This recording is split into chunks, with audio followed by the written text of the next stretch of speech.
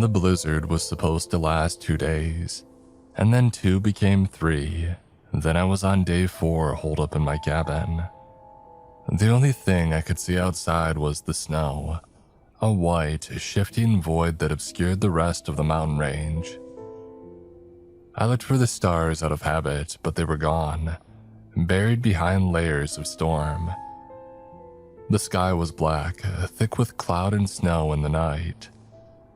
The tree line, usually clear, was faint now. A smudge of darkness barely separated nature from the cabin. The thick snow blurred the edges, turning trees into shadows that shifted with the wind. What had once been a sharp, familiar boundary was now lost in the white of the snow and the darkness of the night. I was ready, at least, before the storm hit. I had driven down the mountain to the nearby town to stock up on supplies, like I always do. I filled my good old F-150 with food, water, and anything else that I might need to ride out the worst of it. I'm back at the clearing of the cabin. I chopped firewood.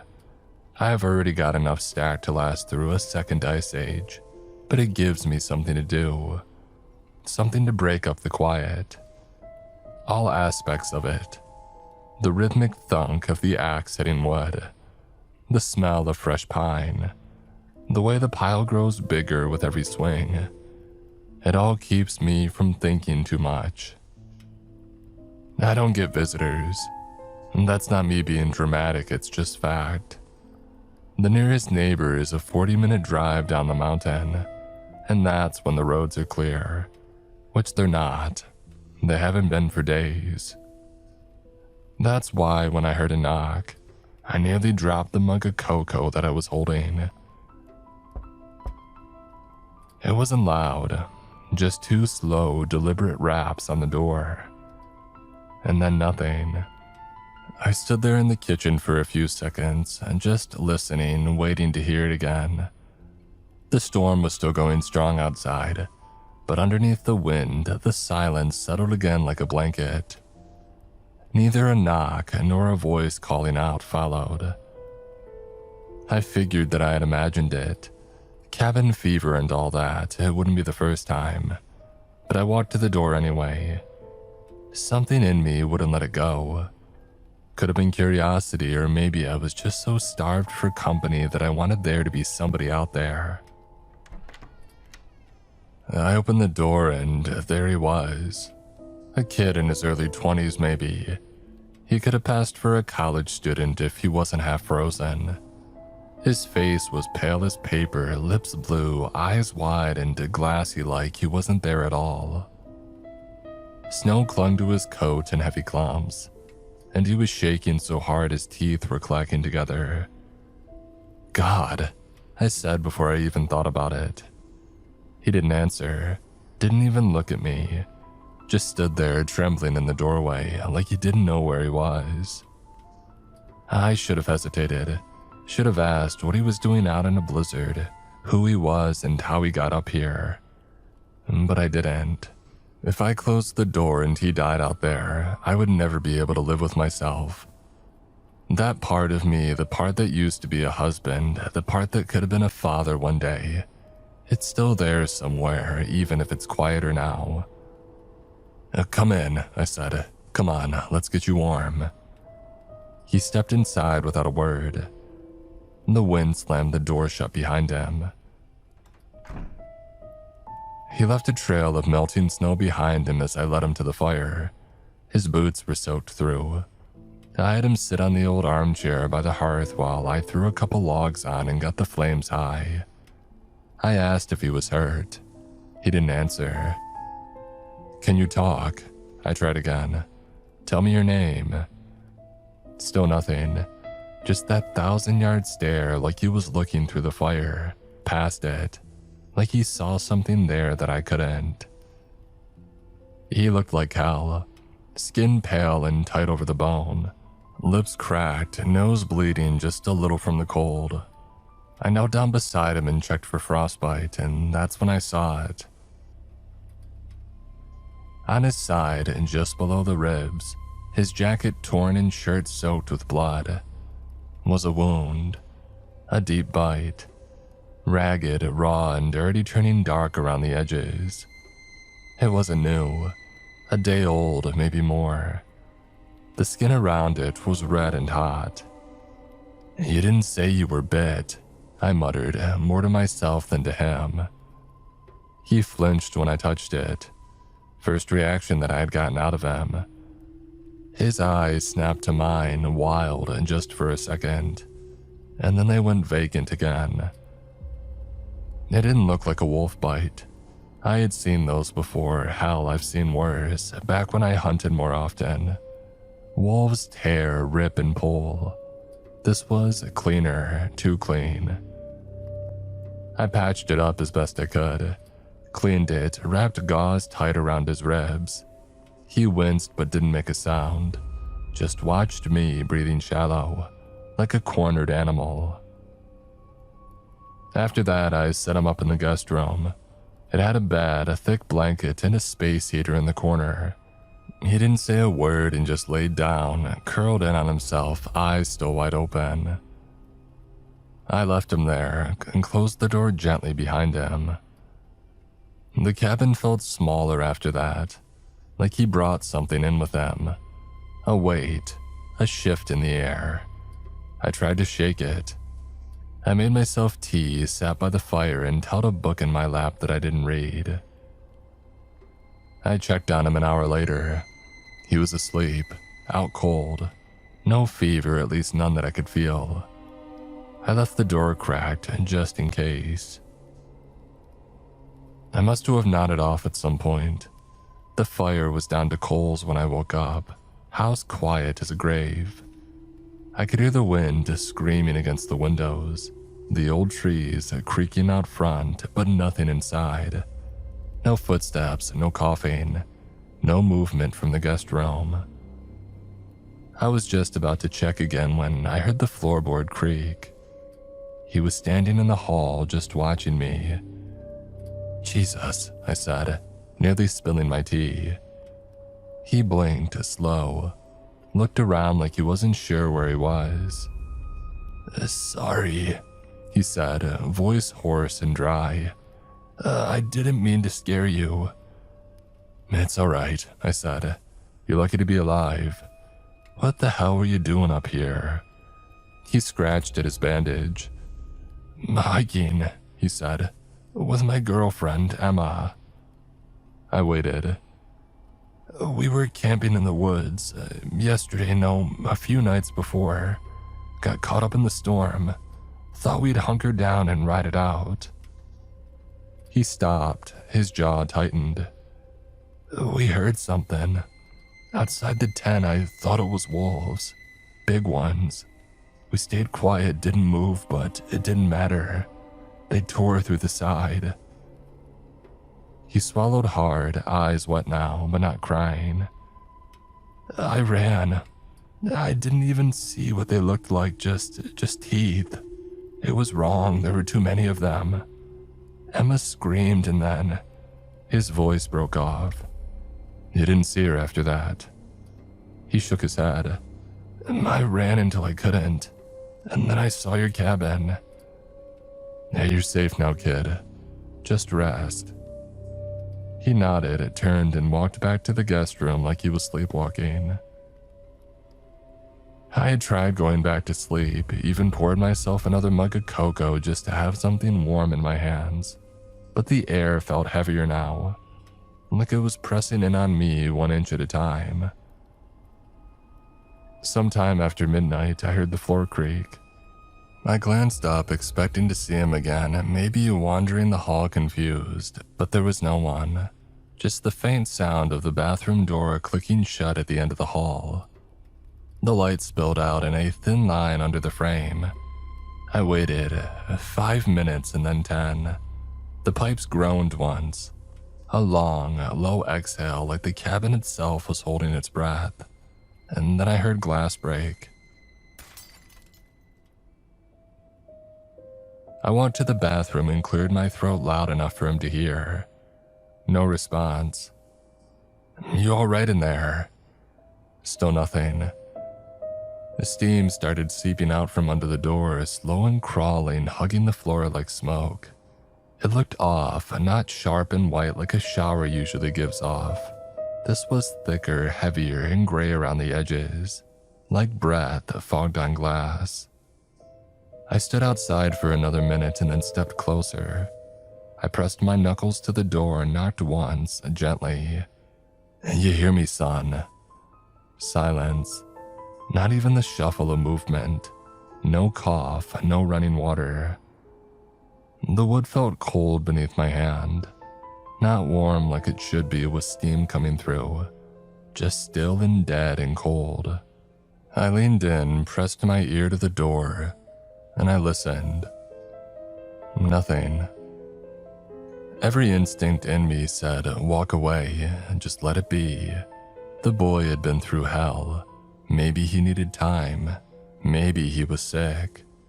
Maybe he just broke the mirror by accident. Maybe I was imagining things again. But my gut had gone cold and it wasn't from the storm. I wrapped my hand around the knob. It was slick with condensation. I turned it slowly, as quiet as I could, until the latch gave way with a soft click. And then, holding my breath, I gently opened the door. What I saw shook me. The kid was split open vertically down the middle, bisected with a horrific precision that ran from the crown of his head, through his nose, mouth, and sternum, all the way down to his groin. The bathroom looked like a butcher's block, the tiled floor underneath stained with something dark and moist. His two halves rested on the floor like broken mannequins, separated by a sickening foot of space. Ribs, stark white and splintered, jutted like snapped fences. Muscles still glistening and unnervingly pink hung in strips. The coiled lengths of intestine and the dull spilled organs lay exposed and motionless on the floor, some still clinging to one half of the body. There was an emptiness where his spine should have been, a hollowed-out canyon running through his core. It was as if something massive had forced its way out from the inside. The precision of the split through bone and gristle was alien. It was wrong. And then, through the haze of shock, a draft hit me. A bone-deep cold that had nothing to do with the storm outside. My eyes, still wide and unfocused, slowly tracked it. The small bathroom window, usually sealed tight against the mountain air, was shattered. Not just cracked, but exploded outward, as if something had exited through it. Jagged shards of glass glittered on the sill and floor. The fierce wind howled through the gap, bringing with it a stinging spray of snow. And from the half of the young man's body that was closer to a window, a trail began. A glistening, repulsive path of black and dark red slime snaked across the pristine white tiles, past the gurgling toilet, over the shattered glass, and through the broken window frame, disappearing into the white void of the blizzard. I thought it was blood, but it was thick, viscous, and it seemed to pulsate faintly in the dim light, leaving an oily sheen in its wake. Whatever had been inside him, whatever had ripped him apart and then fled, had left this horrifying signature. I finally found my breath. It was a cold, panicked gasp that tasted of iron and the strange stink coming off the floor. I backed away slowly, never taking my eyes off the split halves, off the black and red trail that snaked across the tiles. Every instinct screamed run. Not down the mountain, I would never make it, but away from this room. It was out there now. Something that hid inside a man and that discarded the skin to crawl through a broken window into a night that would kill anything normal. The thought of it sliding down the mountain, of it reaching the small, defenseless town that I had just driven through days ago, made adrenaline surge through paralysis. It couldn't make it to town. Not on my watch. My feet moved before my brain gave the order. I didn't bother closing the bathroom door. The horror had already escaped. I moved past the living room where the cozy glow of the dying fire felt like a cruel joke, and into the master bedroom. I went straight to the closet. Tucked behind my winter gear, right where I always kept it, was a Remington 870. I pulled it out, the cold steel of the pump action a familiar weight in my hands. I grabbed the box of double-aught buckshot from the shelf, spilling a handful of crimson shells onto the carpet, but I didn't stop to pick them up. I loaded the shotgun quickly, the sharp, metallic clink of the shells cutting through the roar of the wind. It had been years since I had pointed a gun at anything that wasn't a deer, but looking at the slick, dark trail leading out of my house, I knew this wasn't hunting a living being.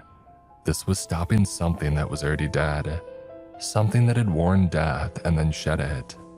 I wasn't a hero. I was just a widower with a cabin, a shotgun, and a terrifying realization. I was the last line of defense. The storm that had trapped me had trapped it too on the mountain. I held the shotgun steady, my knuckles white. The wind howled outside, the trees creaked. I checked the hall one last time, glanced at the horror show of the bathroom, and then I moved toward the front door. There was no plan. There was only the gun in my hands, a worry in my heart, and the knowledge that something sinister was crawling through the snow toward civilization. I flipped the deadbolt and hit the door with my shoulder. The wind was a physical blow, a sudden blinding white sheet that stole my breath and stung my eyes. The roar of the storm swallowed the world around. It was a complete whiteout. My eyes searched frantically for the trail. The front porch was already buried under a fresh drift, but I knelt down, shielding my face against the immediate sting of the snow. There it was, still outside the bathroom window on the other side of the perimeter. The oily black and crimson slime was already freezing, but it hadn't been buried yet. It was distinct, lying on the otherwise clean snow like spilled ink. It didn't just drip, it looked like something had slithered. I followed it, sinking immediately into the drifts up to my knees. The air was so cold that it burned my lungs. I kept the Remington high. Its barrel was a dark, steady presence against the blinding white. The trail, growing in width as I followed it, led past the woodpile and headed directly for the tree line. The trees themselves were black specters against the night, swaying and groaning under the weight of the snow. I fought against the resistance of the deep snow, pushing myself faster, driven by the metallic reek of the slime that, even in the freezing air, seemed to linger. I was maybe 20 yards from the cabin, battling a sudden heavy gust when I saw it. At first, I thought it was a buck, driven mad by the storm. It was easily that size, low to the ground, its dark shape barely discernible in the whirling vortex of snow, where the cabin's clearing met the forest edge. But it didn't move like a deer. It didn't trot or bound, it scuttled. It was hunkered down, its massive body creating a brief moment of stillness in the blizzard, a small black shadow against the white fury. I stopped dead, sinking deeper into the drift. I raised the shotgun, pushing the safety off with a dry click. Through the shifting veil of snow, I strained to make out details, and the details that I found were strange. It was hairy, thick black fur matted and clotted. The fur was plastered down in clumps, matted thick with the same crimson slime that lined the floor of my bathroom.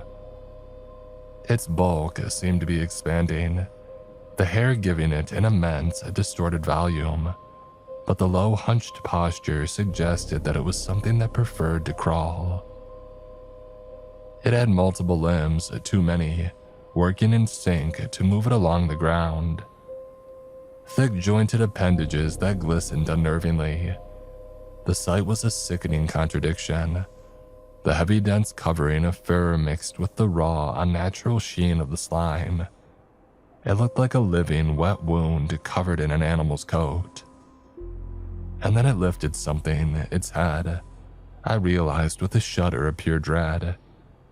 It was impossibly large and angular, but I couldn't discern a face. And then the wind cleared the snow just enough for me to see a flash of wet, sickly red where eyes or a mouth should have been, reflecting the distant, faint light from my cabin window. It didn't see me. It seemed focused entirely on the darkness of the tree line, already beginning to merge with the shadows. It was moving still low and fast, dragging its huge, repulsive body away from the cabin and toward the mountain pass that led to town. I gripped the shotgun, ignoring the trembling of my own body. The blizzard had made the shot difficult, but the distance was short. If I let it reach the shelter of the trees, it would be gone. I took the slack out of the trigger. There was no hesitation left in me, just the immediate, primal need to stop this monstrosity before it vanished. I squeezed the trigger. The sound of the Remington going off was deafening, a violent boom that shattered the stillness of the storm. The flash of the muzzle momentarily burned the image of the creature into my retina. I felt the powerful kick of the shotgun against my shoulder, and a split second later, the buckshot slammed into the creature's massive torso. It didn't go down. Instead, the thing let out a sound that cut right through the howling wind, a screaming wail that was entirely inorganic, like tearing metal on a wet, ripping canvas. It was a noise of pain, but also of inhuman rage, and it sent a spike of pure terror through my chest. The section of its body where the shot hit seemed to absorb the impact, scattering the spray of the thick dark slime and a few clumps of matted hair into the air. It scrambled, the monstrous body, for all its bulk, moved with terrifying speed, abandoning the relatively clear ground and lunging into the dense black of the tree line. I pumped the action, ejecting the spent shell, and loaded a fresh round. I didn't wait to see if it was mortally wounded. I just knew that I had to keep it moving, keep it from burrowing down or reaching the pass. I plunged into the forest after it, following the fresh, dark disturbance in the snow. The trees offered a brief, deceptive shield from the worst of the wind, but the snow was deeper here, making every step a labor. I focused only on the trail, the churned snow, the scattered slime, the deep, heavy indentations of its multiple limbs. I ran until my lungs burned, until the cold made the skin on my face ache, until the sound of its desperate, laborious breathing were drowned out by my own. And then I stopped. The trail vanished. One moment I was following a distinct line of destruction. The next, the snow was pristine, only marked by my own clumsy boot prints. I moved forward a few more steps, scanning the blizzard-shrouded ground, wondering if the heavy snow had worked against me and buried the signs. But no, the trail hadn't slowly faded. It had ended completely, as if the creature had simply dissolved into the air. I rotated slowly, the shotgun trembling slightly in my grip, my eyes uselessly searching the area around me. My breath hitched. I caught it only as an indistinct smear of shadow, a sudden movement in my peripheral vision, high above me. I tilted my head back, staring up into the shifting, wind-whipped canopy of the pines. There was no ground trail because the trail had continued up. The dark, oily slime wasn't on the snow anymore. It was smeared high on the bark of the nearest trees, running in sickening vertical streaks. The monster hadn't been slowed. It had simply used the vertical space the forest had offered. It had the high ground. It was above, hidden by the night and the dense pine needles, and I was exposed beneath it. My heart hammered against my ribs. I had gone from the hunter to the obvious, slow-moving target. I scanned the dark trunks of the nearest pines, searching for any break, any shelter that might afford me a moment of cover.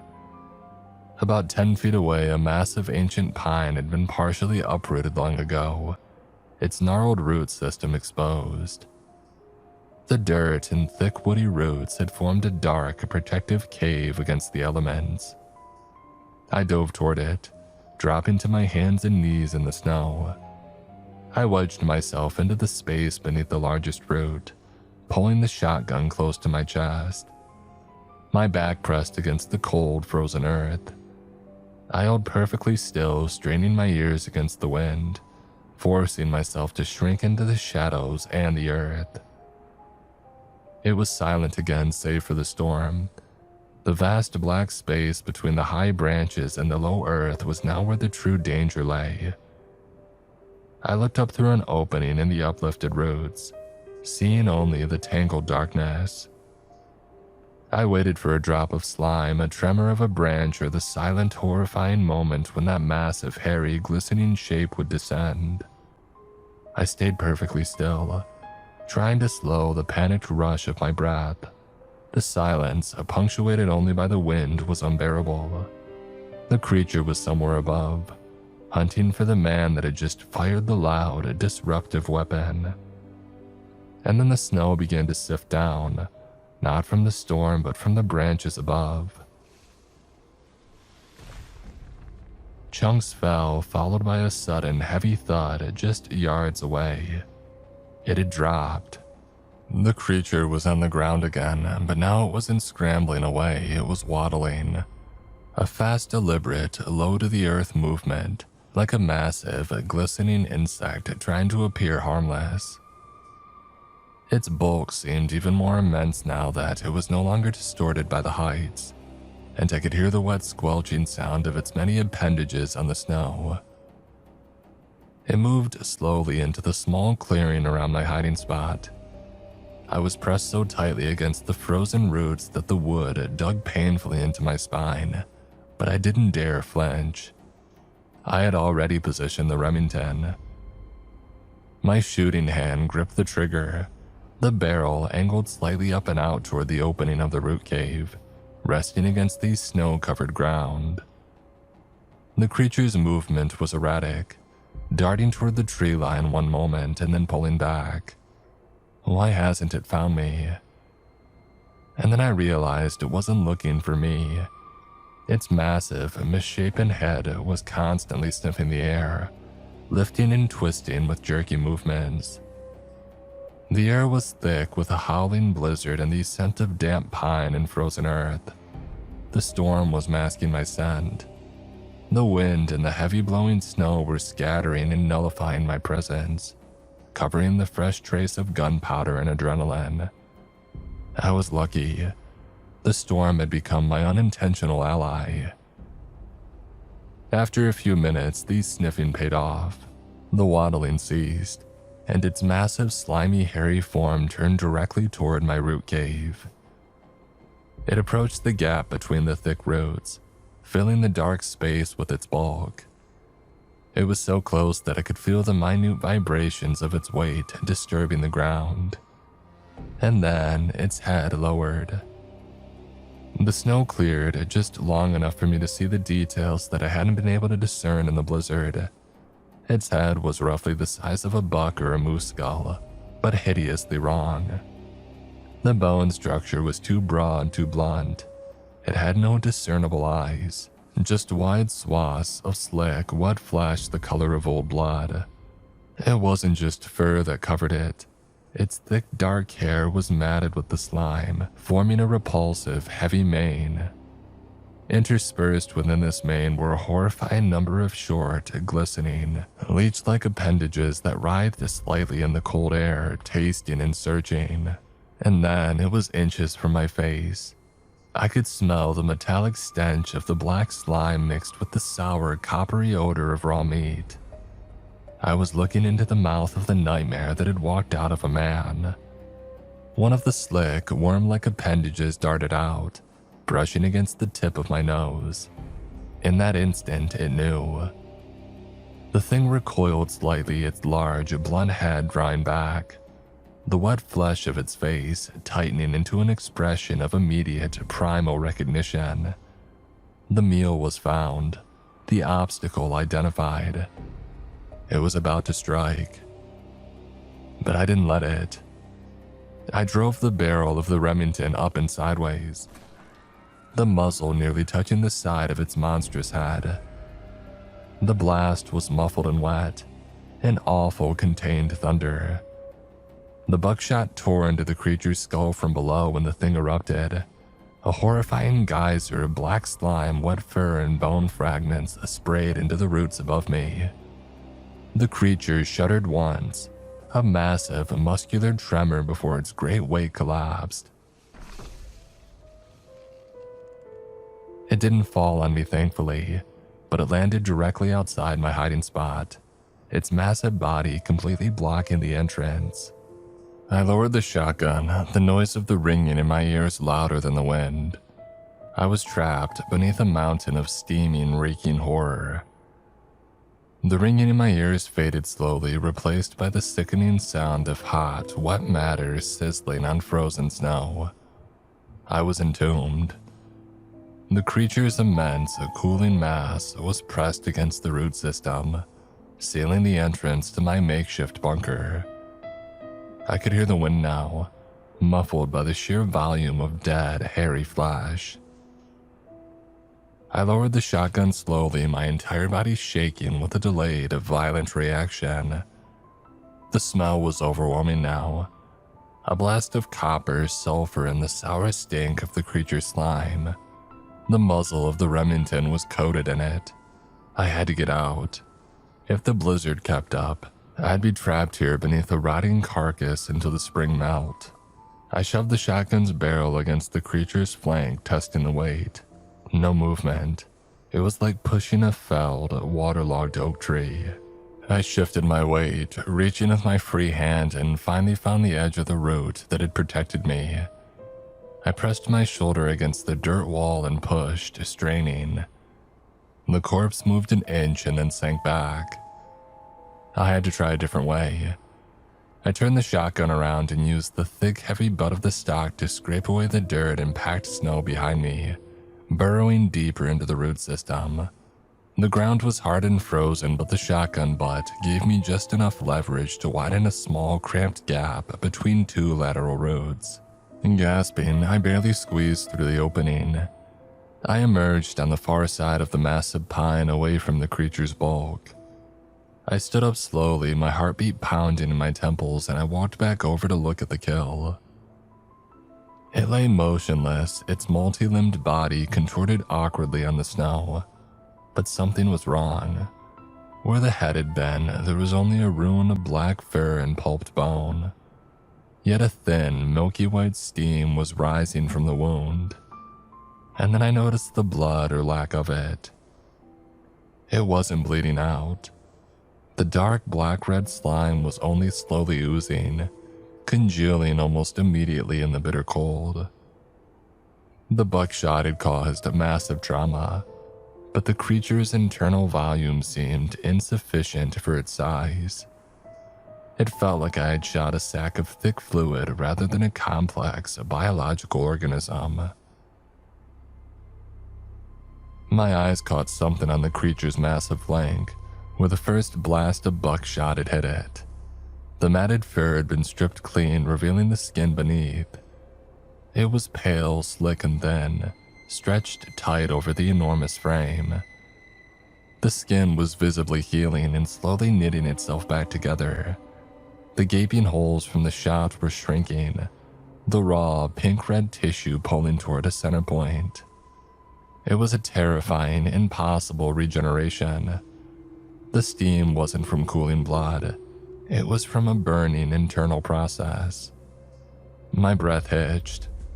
The entire premise of this battle, that a shotgun could stop it, was a lie. I had maybe 10 minutes before it was functional again. I had to get back to the cabin, not just for ammunition, but for something heavier, something more final. I turned and ran like a madman, the snow swallowing my footing, the low branches whipping my face. The familiar trek back to the cabin was a blur of white and black, driven by the cold fear that the monster would simply stand up behind me. I burst through the door, slamming it shut and throwing the deadbolt, though I knew a simple piece of metal wouldn't hold that bulk for long. I raced past the bathroom and into the storage closet. I didn't grab the deer rifle. A bullet was a coin toss, but fire was a guarantee.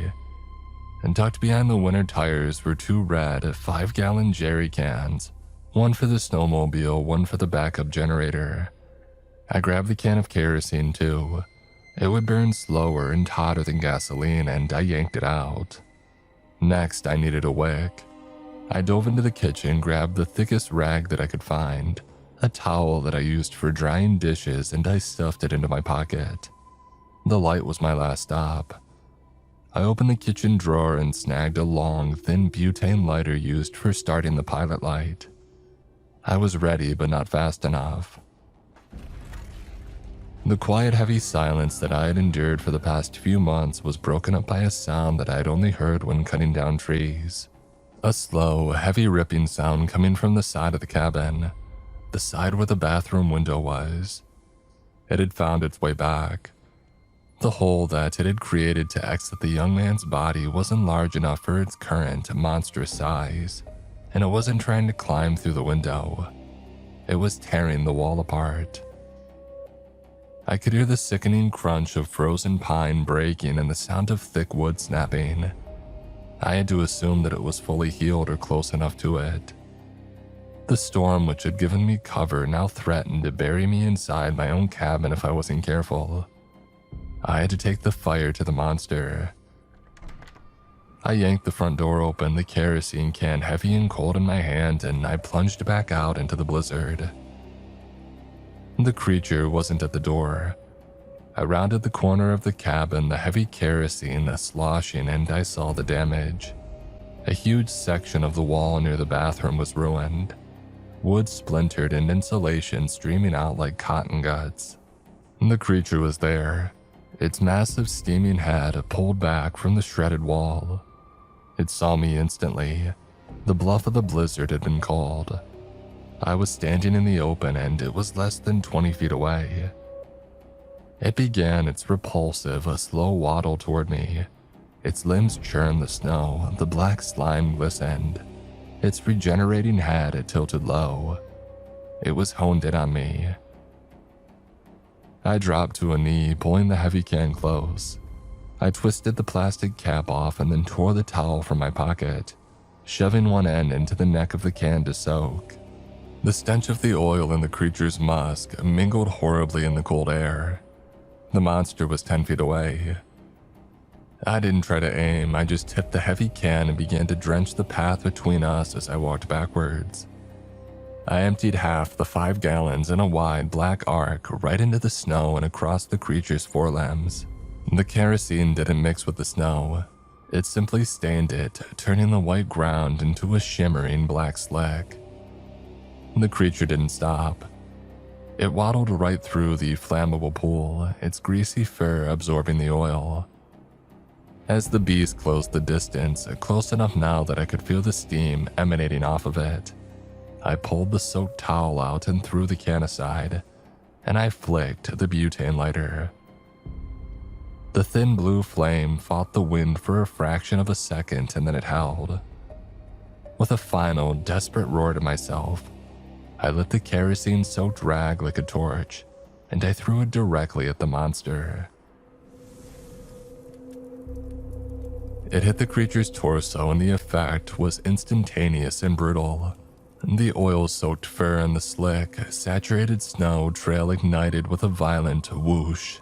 The flames were furious, a shocking blast of orange and red against the white snow.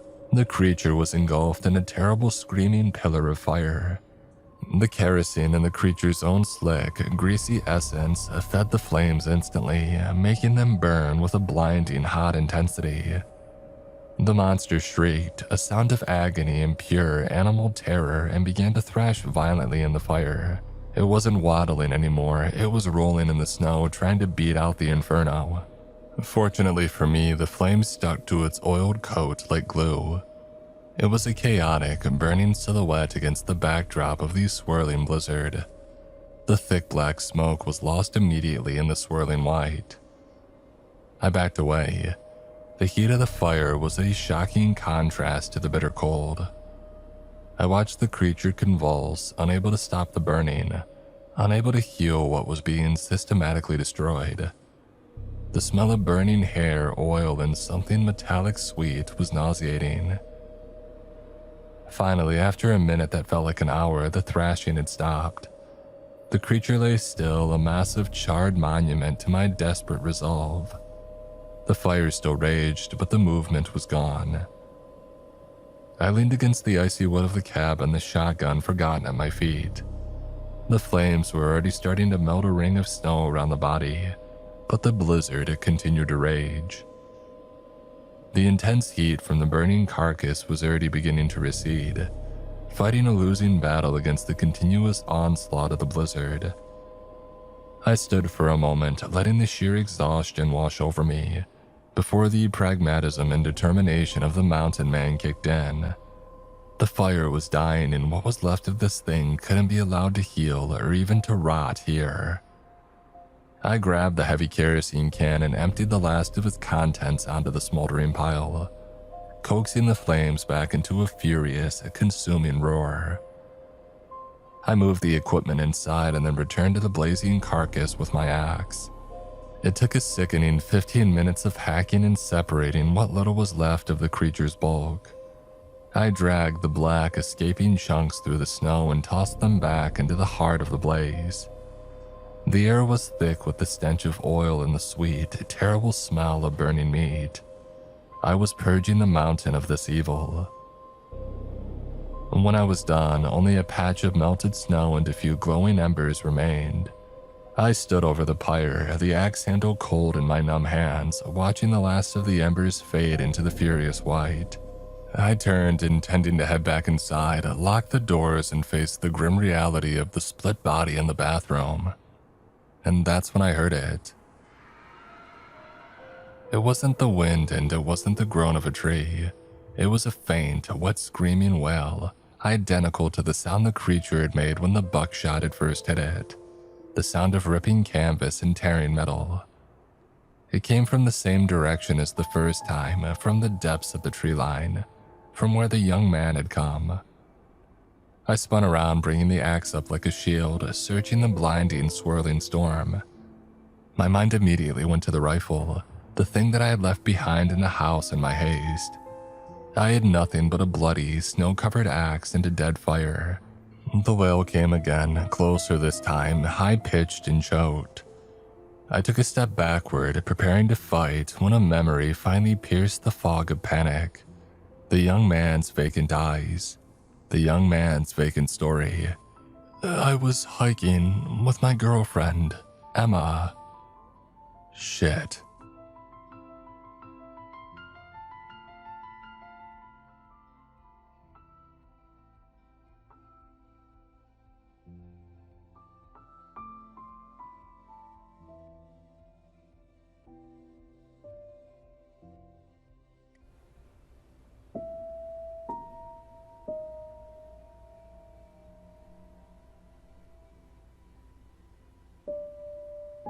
The moment I stepped into the apartment, it felt right.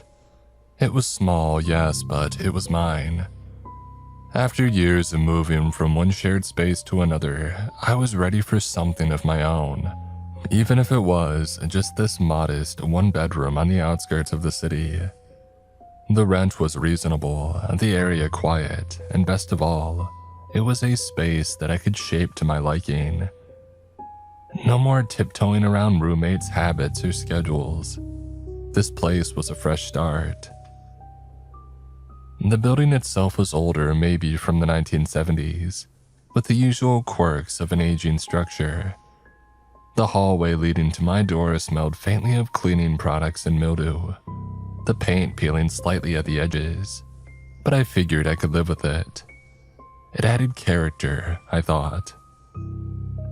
The apartment had a certain charm too. Wooden floors, a decent kitchen, a view of the tree-lined street below. Nothing fancy, but comfortable. The first night after I moved in, I went through the usual ritual of unpacking boxes and arranging furniture. The work was exhausting but satisfying. The routine of it kept my mind occupied, and by the time that I finished, I was too tired to do anything but fall into bed. As I lay there staring up at the ceiling, I could hear the muffled sounds of the building around me, the hum of distant traffic, footsteps from the apartment above, and the occasional creak of the walls settling. It was normal. Old buildings made noise, I reminded myself. That's just how it is. But there was one sound that stood out. It was faint, barely noticeable at first. Like a soft, rhythmic pulse. At first, I thought it was coming from outside, maybe from the heating system or plumbing. I turned on my side, trying to ignore it. Moving into a new place can be disorienting, especially when you're not used to the sounds of the building. Eventually, exhaustion won out, and I drifted off. The next days were uneventful. I settled into my new routine, going to work, coming home, and slowly making the apartment feel like mine.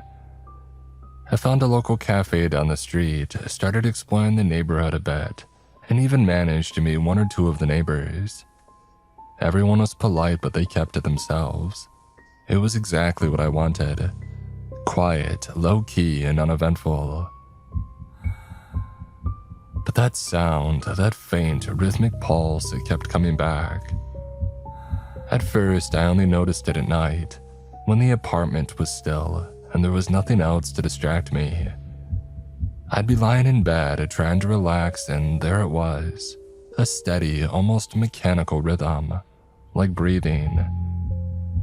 It was faint enough that I could almost ignore it, but persistent enough that once I noticed it, I couldn't unhear it. One night, after a very long day at work, I found myself lying awake again, listening to that sound.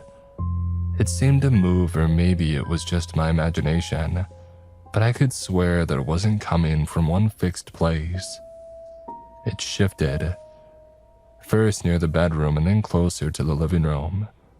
But every time I got up to investigate, it stopped. I checked the windows, thinking maybe it was something outside, but there was nothing out of the ordinary. Just the usual sounds of the city, muffled and distant. I started to rationalize it. The building was old after all. Maybe it was something in the walls or the pipes or the ventilation system. I convinced myself that it was something explainable, even though I couldn't quite pinpoint where it was coming from. I told myself that it didn't matter. I just needed to adjust to the quirks of the place. Besides, there was no one else around to notice it, and none of my neighbors had mentioned anything strange. But then one evening, something happened that I couldn't ignore. I had been home for a few hours, scrolling aimlessly on my phone, the faint hum of the TV in the background. The apartment felt cozy, almost comforting, and I was beginning to feel like I was finally settling in. And that's when I heard it again, that same rhythmic sound. But this time it was louder, and for the first time it seemed to follow me. I got up from the couch, thinking maybe that I could track it down. As I walked from the living room to the kitchen, the sound seemed to shift. It was still faint, but now it was more noticeable, like someone softly exhaling just behind me. I paused, turning around expecting to find something, anything that could explain it. But there was nothing. The apartment was empty, and just as it had always been. Feeling uneasy, I turned on more lights, as if that would somehow drive away the strange sensation. I checked the vents, the windows, even the floorboards, but there was no obvious source for the sound. It wasn't coming from outside, and it wasn't some appliance or a piece of furniture. It just existed. After a while, the sound seemed to fade, leaving me feeling foolish for getting so worked up over something that was probably just the building's plumbing or some other harmless quirk. Still that night, though, I had trouble falling asleep. Every time I closed my eyes, I felt like I was waiting for that sound to come back. waiting to hear it again. In the following days, I tried to put it out of my mind. I threw myself into work, met up with friends, and did anything that I could to avoid being alone in that apartment for too long. But no matter how busy I kept myself, that feeling of unease lingered. The sound didn't go away. It was always there, just at the edge of my awareness, especially at night. And then one evening, while I was in the middle of cooking dinner, I heard it again. Clearer this time, as if somebody was standing right behind me, breathing steadily just out of sight. I stopped what I was doing, heart racing, and I turned slowly, expecting to find someone or something standing in the doorway. But again, the room was empty. This time, though, I couldn't shake the feeling that something was wrong. This wasn't just the pipes or the walls. Something about the way the sound seemed to follow me was too specific, too deliberate. I turned off the stove, grabbed my phone, and stepped outside for some air. For the first time since moving in, I felt genuinely unnerved. And that's when I decided that I had to find out what was really going on in this apartment. It wasn't like me to get spooked. I wasn't the type to believe in ghosts or paranormal nonsense, and I had never been prone to anxiety or overthinking things. But ever since that night when the sound seemed to follow me from room to room, I couldn't shake the feeling that something was off in the apartment. Rationally, I kept telling myself that there was an explanation. Every old building had its quirks, right? Maybe it was the ventilation system, or maybe the walls were thinner than I thought, and I was just hearing the neighbors' movements somehow. But it wasn't just the sound itself, it was the feeling that came with it. A sensation that wasn't easy to describe, like being observed when you know no one else is there. I started wondering if my mind was playing tricks on me, but the sound was so consistent, so steady. It didn't feel like something that I was imagining. And the next day at work, I decided to do some digging. During my lunch break, I searched online for anything about strange noises in apartments. And there was the usual results. Old buildings settling, faulty pipes, drafts, and poorly insulated walls. But nothing that matched the specific rhythmic pattern that I was hearing. I kept digging, reading through forums and articles, but I still came up with nothing definitive. I was beginning to think that I was alone in this, that it was just some weird thing about the apartment that I would have to live with. But something in me just couldn't let it go. That evening when I got home, I decided that I would try and trace the source of the sound more methodically. It started almost on cue. As soon as the apartment settled into its evening quiet, there it was. That soft, rhythmic pulse, like somebody was breathing in the background. I stood in the center of the living room trying to pinpoint where it was coming from. It felt louder tonight. Or maybe I was just more attuned to it. Either way, it seemed to be everywhere and nowhere all at once. I started walking around the apartment, pausing every few steps to listen. The sound didn't get louder or softer, but it always seemed to be nearby, no matter where I stood. I checked the vents, leaning in close, trying to detect anything that might be causing it, but there was nothing. I pressed my ear against the walls, half expecting to hear a neighbor's TV or a conversation, but all I could hear was the steady pulse. Growing more frustrated, I moved into the kitchen and turned off all the appliances. Maybe the refrigerator or the microwave was emitting some kind of sound that I hadn't noticed before. But when everything was off, the sound was still there, unchanged. It wasn't mechanical. It was too soft, too human. Next, I decided to check the windows again. I opened each one, listening for any street noise, but the sound didn't seem to be coming from outside. I even went so far as to stand in the hallway outside my apartment, wondering if it was something in the building itself. but as soon as I closed the door behind me, the noise disappeared, leaving only the usual hum of the building. I stood there for a moment, breathing in the stale hallway air, trying to think of what to do next. I felt ridiculous. It was just a sound after all. But the longer that it persisted, the more it seemed like something that I needed to figure out. Not just because it was unsettling, but because I couldn't let it go. I couldn't live with this constant, unnerving presence in my home. Back inside, I resumed my search, this time moving into the bedroom. It was the one place that I hadn't fully checked yet, mostly because I dreaded the idea that the sound might be the strongest where I slept. I stood in the middle of the room listening intently, and there it was again, faint but steady, like it had been all along. I crouched down, checking under the bed, and even though I knew there was nothing there, the floorboards creaked slightly as I shifted my weight, but that rhythmic pulse remained constant. I moved toward the closet next, pulling the door open and rifling through my clothes and boxes, but there was nothing unusual. No hidden vents, no odd wiring, nothing. I sat down on the edge of the bed, staring blankly at the wall and feeling defeated. I had tried everything, and yet the sound persisted, as if it was mocking my attempts to understand it. And then I realized something. I had been trying to track it down physically, like it was a problem that I could solve by moving things around or turning off devices. But what if it wasn't something inside the apartment? What if it was something in the apartment's history?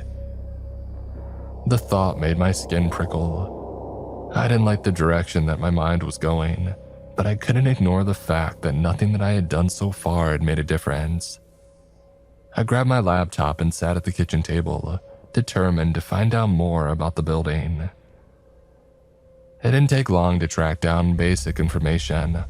The building was constructed in the early 70s as I had suspected, and it had gone through several ownership changes over the years. But what caught my attention was an article buried deep in an old local news archive. The headline read, "Body discovered weeks after tenant's death in local apartment." My heart skipped a beat as I clicked on the link. The article was brief, a few paragraphs detailing how the body of a middle-aged man had been found in his apartment several weeks after he had passed away. Neighbors had complained about a smell, leading the landlord to enter the unit. By then, the body had decomposed and the man had been dead for nearly a month. I read on, my eyes scanning for details. The article didn't mention which unit the man had lived in, but it did say that the building's ventilation system had been faulty at the time, which had delayed the discovery of the body. For weeks, the man's decomposing body had been releasing gases into the air, and it wasn't until the smell became overwhelming that anybody realized something was wrong. I sat there staring at the screen, my mind racing. Could it be? Could the strange sound I was hearing be connected to that? It seemed far-fetched, but at the same time it was the only thing that made any sense. The ventilation system, the pipes, it had to be something left over from that, right? Some lingering effect of the tragedy that had taken place in the building all those years ago. But even as I tried to convince myself that it was a rational explanation, the thought of it unsettled me deeply. I couldn't shake the feeling that there was more to this, something that I wasn't seeing yet. And as I sat there, the rhythmic sound continued, steady and unrelenting. It was as if the apartment itself was breathing. After reading that article, I couldn't shake the image of the decomposing tenant from my mind. It was disturbing enough that somebody had died alone in this building and had remained undiscovered for weeks. But what really gnawed at me was the possibility that I had moved into that very same apartment. The sound that I had been hearing, like somebody breathing, had felt all too connected to the story. The next morning, I decided to take things further. I wasn't satisfied with what I had learned online. I needed to know for sure if this apartment had been the site of that tragedy. I also wanted to know more about who that man had been. Was there something about him that might explain the strange presence that I was feeling? My first step was to visit the building's property management office. I figured they wouldn't give me detailed information about former tenants, but I hoped they might at least tell me more about the apartment itself. I had never met the landlord personally, only dealt with the office staff when signing my lease, but I was determined to get some answers.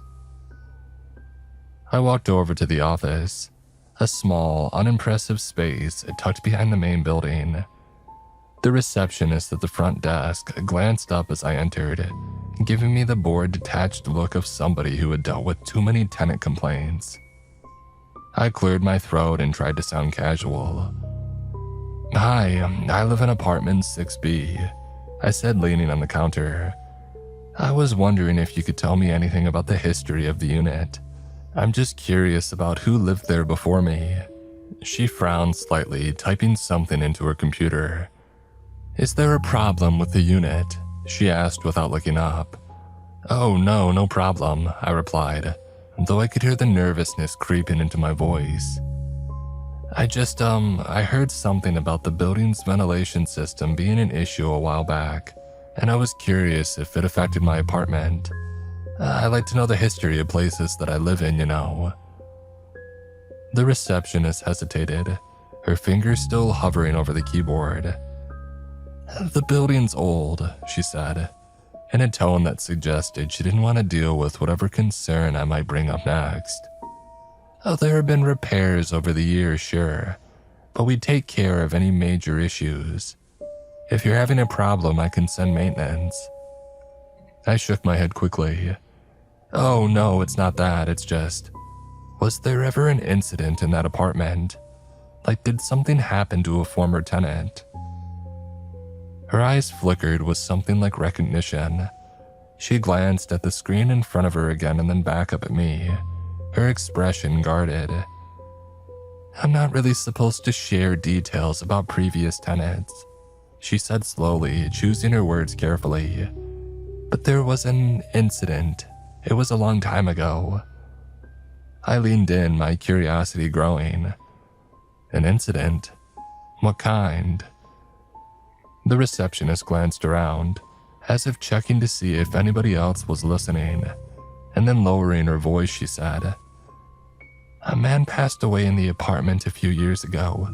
Natural causes, I believe, but he wasn't found for a while. There was an issue with the ventilation system at the time, and..." She trailed off, clearly uncomfortable discussing it further. So it was true.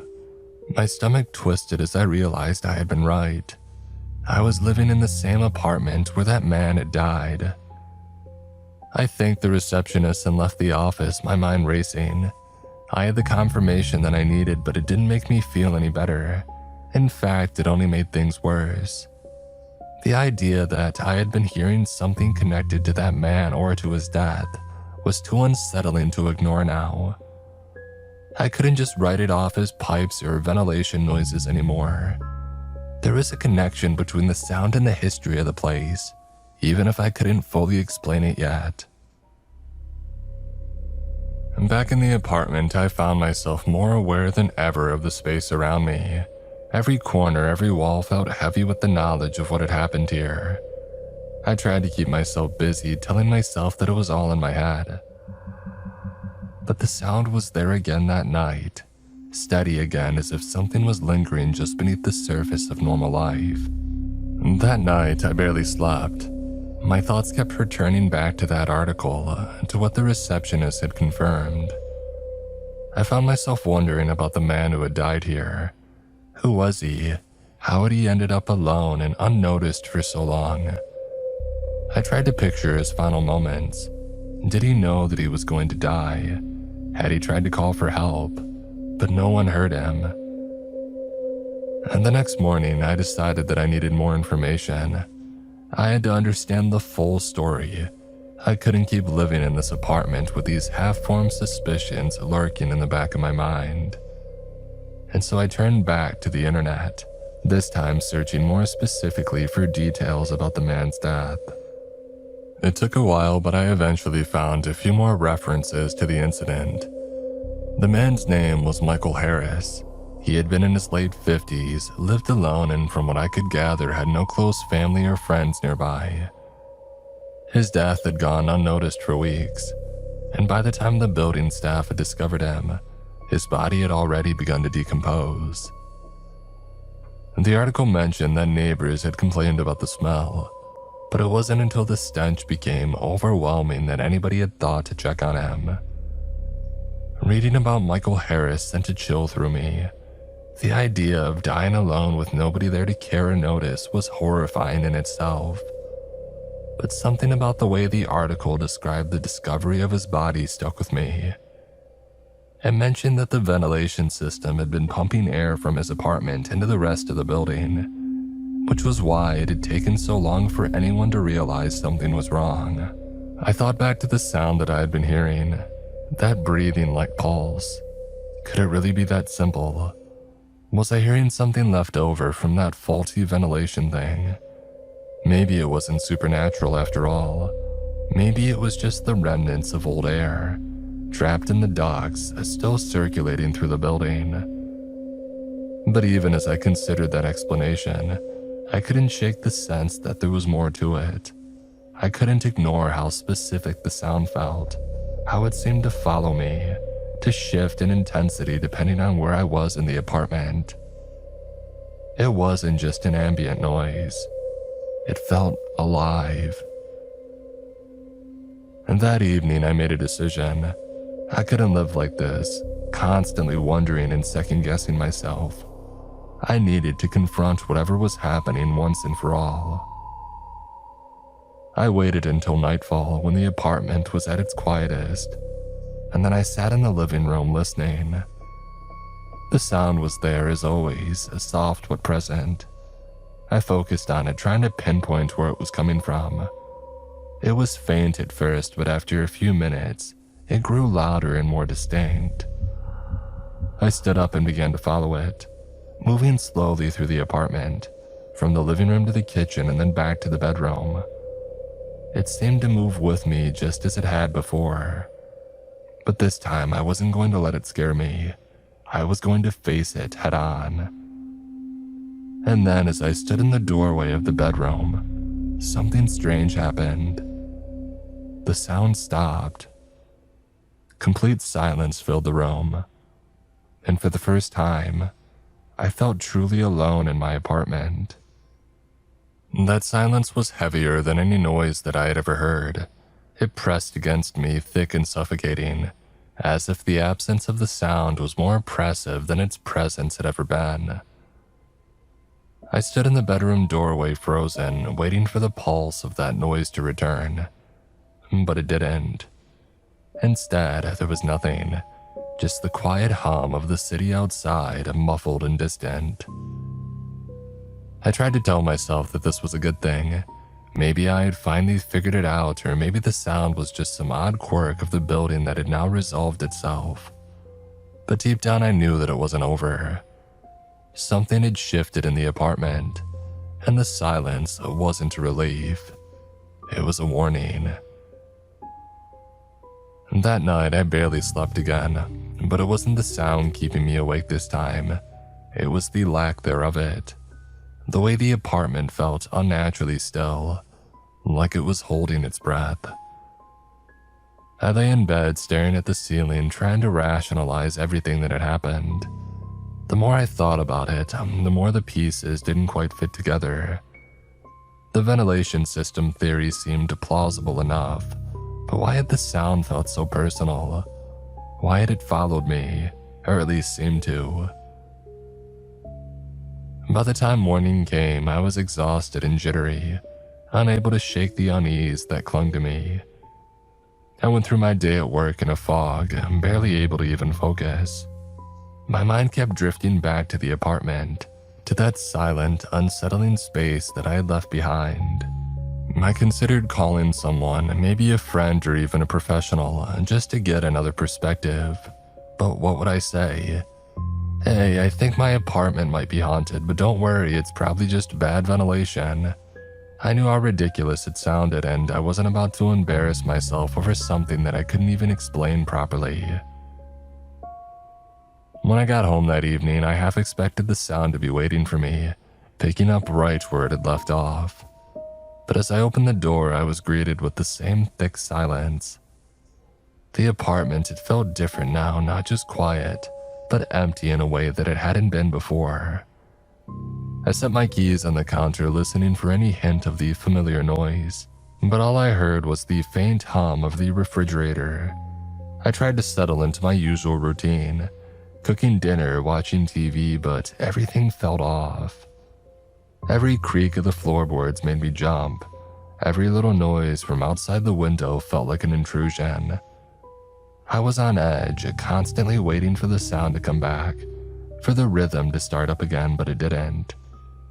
The apartment remained silent, and with every passing hour, my anxiety grew. And that night, as I lay in bed, I finally allowed myself to consider the possibility that something else might be going on. Something beyond faulty pipes or old ductwork. I didn't want to believe it. I'm not the type of person who jumps to supernatural conclusions. But the strange consistency of the sound, its almost deliberate movements, and the way that it had stopped so suddenly, it all made me wonder if there was something more. Something tied to the man who had died here, to Michael Harris. I thought about him a lot that night, imagining what his life had been like, what his final days had been like.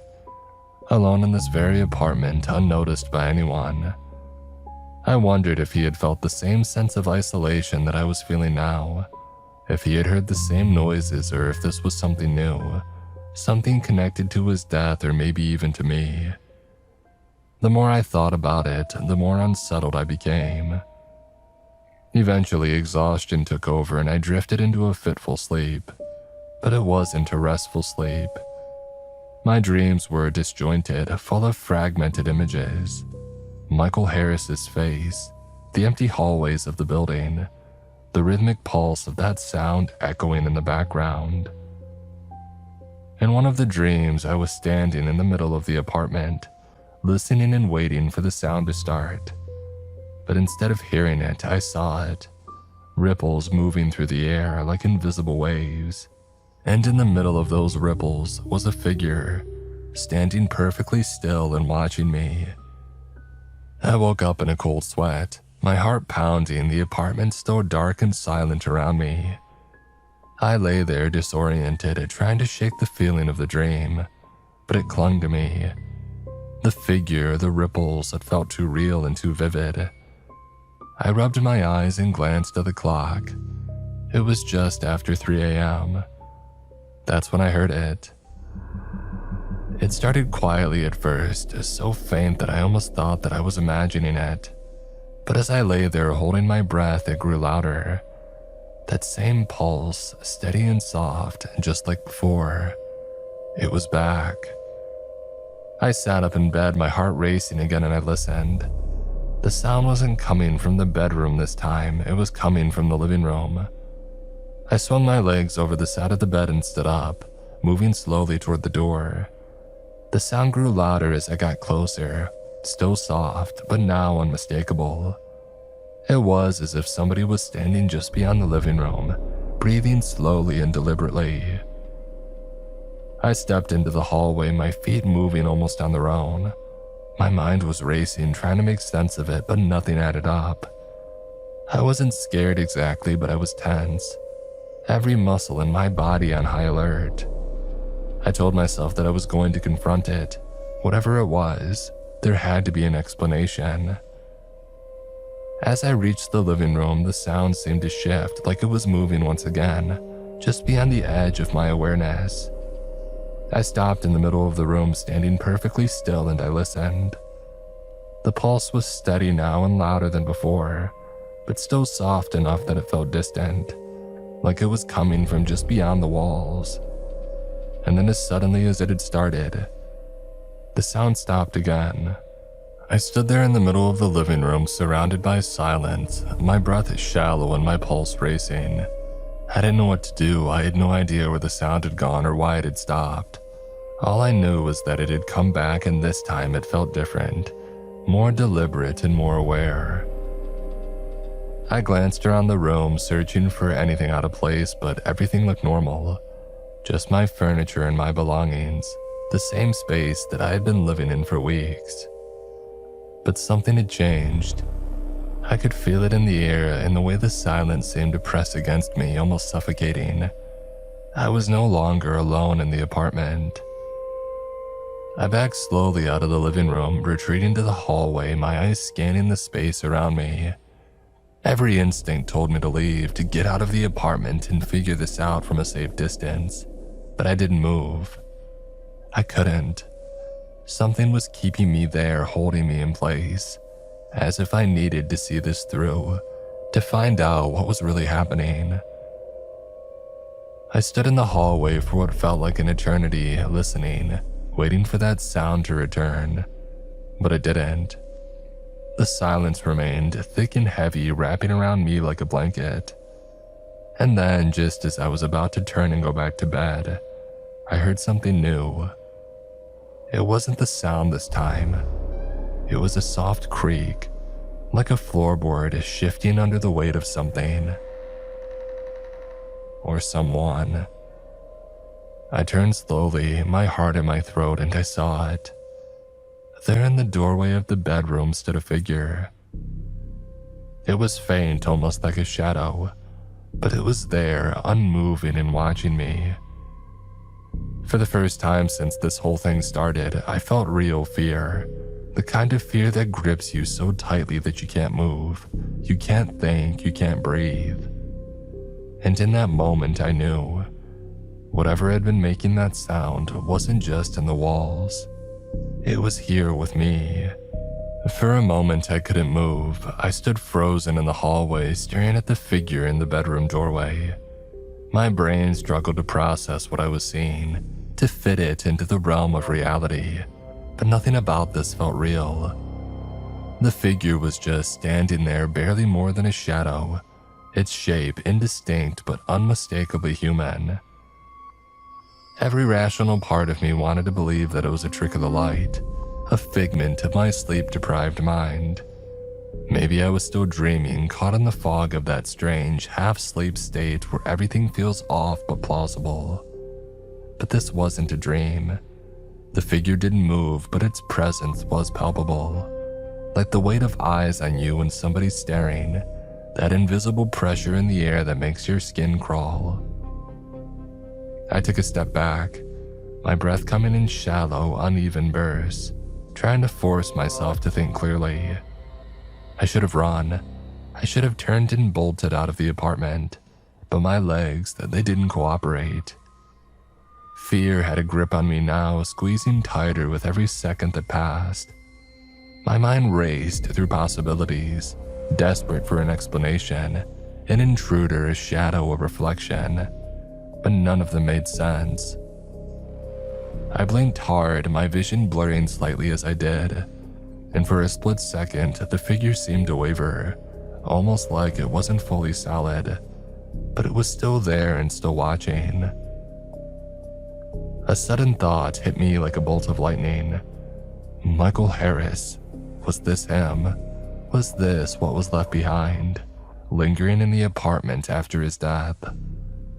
The rational part of me recoiled at the idea, but after everything that had happened, the sound, the strange feelings, the way the apartment seemed to change, it was hard to shake. The figure had to be connected to him. There was no other explanation. I stood there in shock, struggling to find the nerve to react. After what felt like forever, I finally pushed myself to say something. "Who are you?"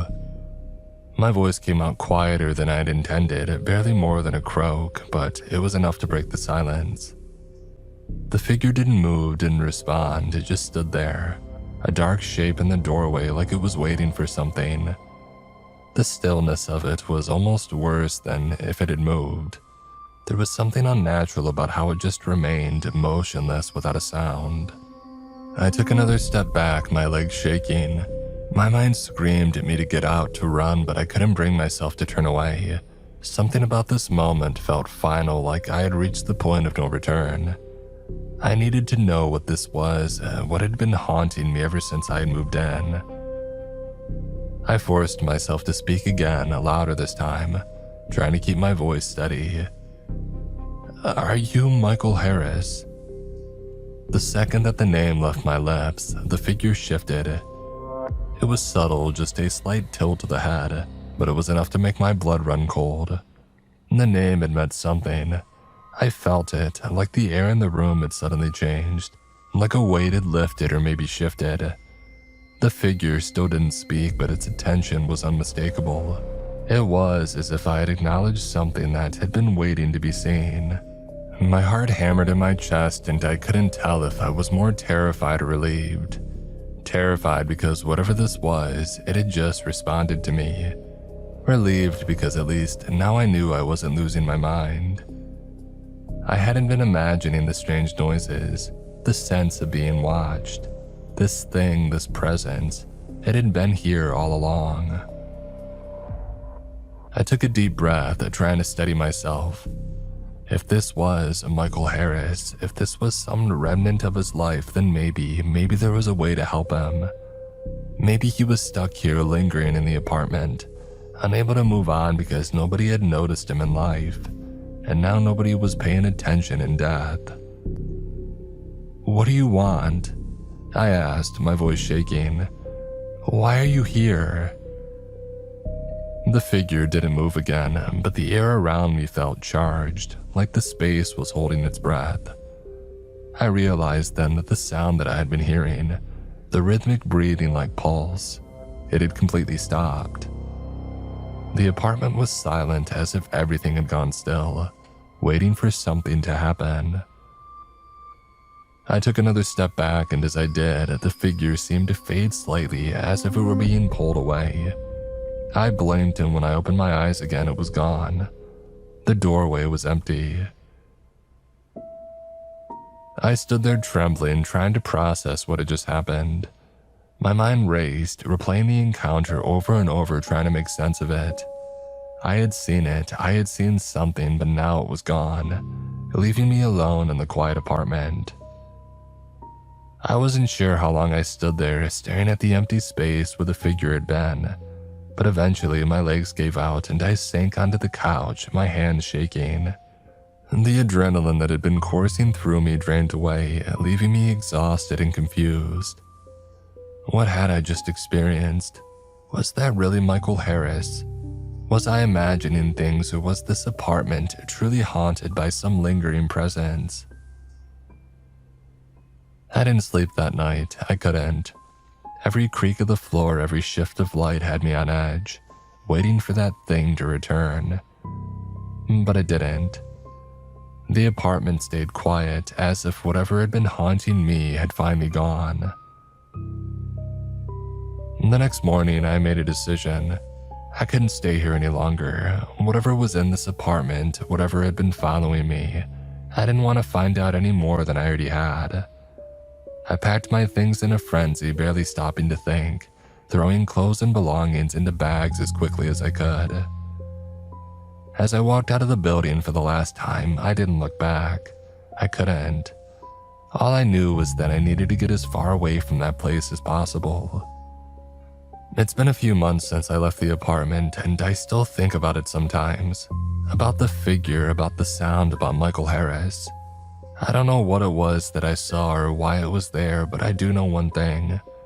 Some places hold on to the past in ways that we can't explain. And sometimes the past doesn't want to be forgotten. I moved to a new apartment across town, one with bright windows and modern fixtures, a place that feels fresh and clean. I haven't heard any strange sounds here, no rhythmic pulses or mysterious figures watching me from doorways.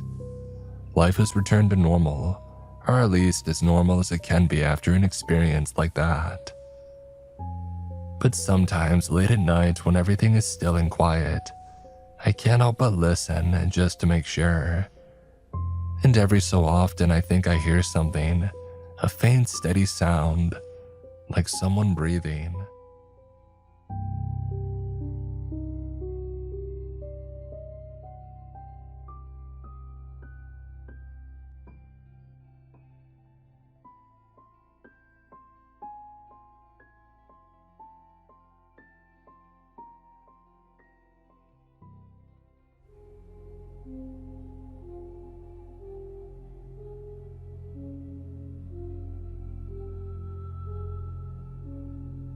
When the Department of Defense stated that one of the functions of the Space Force was to deter aggression from space, they were not talking about man-made threats from space or simple natural dangers such as asteroids. What they meant were things that were much worse. Out there in the void, there are great threats that are just lurking and waiting to stumble upon humanity. Solar 6 was the first to discover this truth.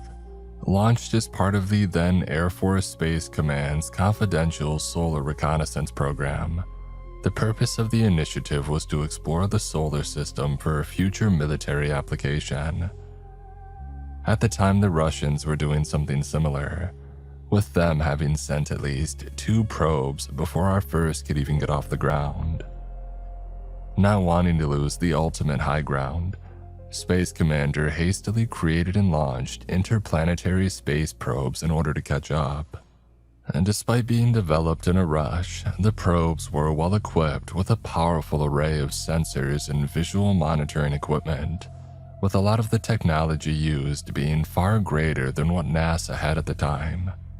Able to relay large amounts of information and high-quality images of the various planets, moons, and asteroids in our system, they were supposed to find potential locations for outposts in deep space.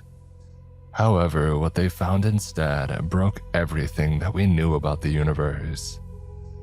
The 6th probe launched in the program, Solar 6, was tasked with exploring Jupiter and its moons.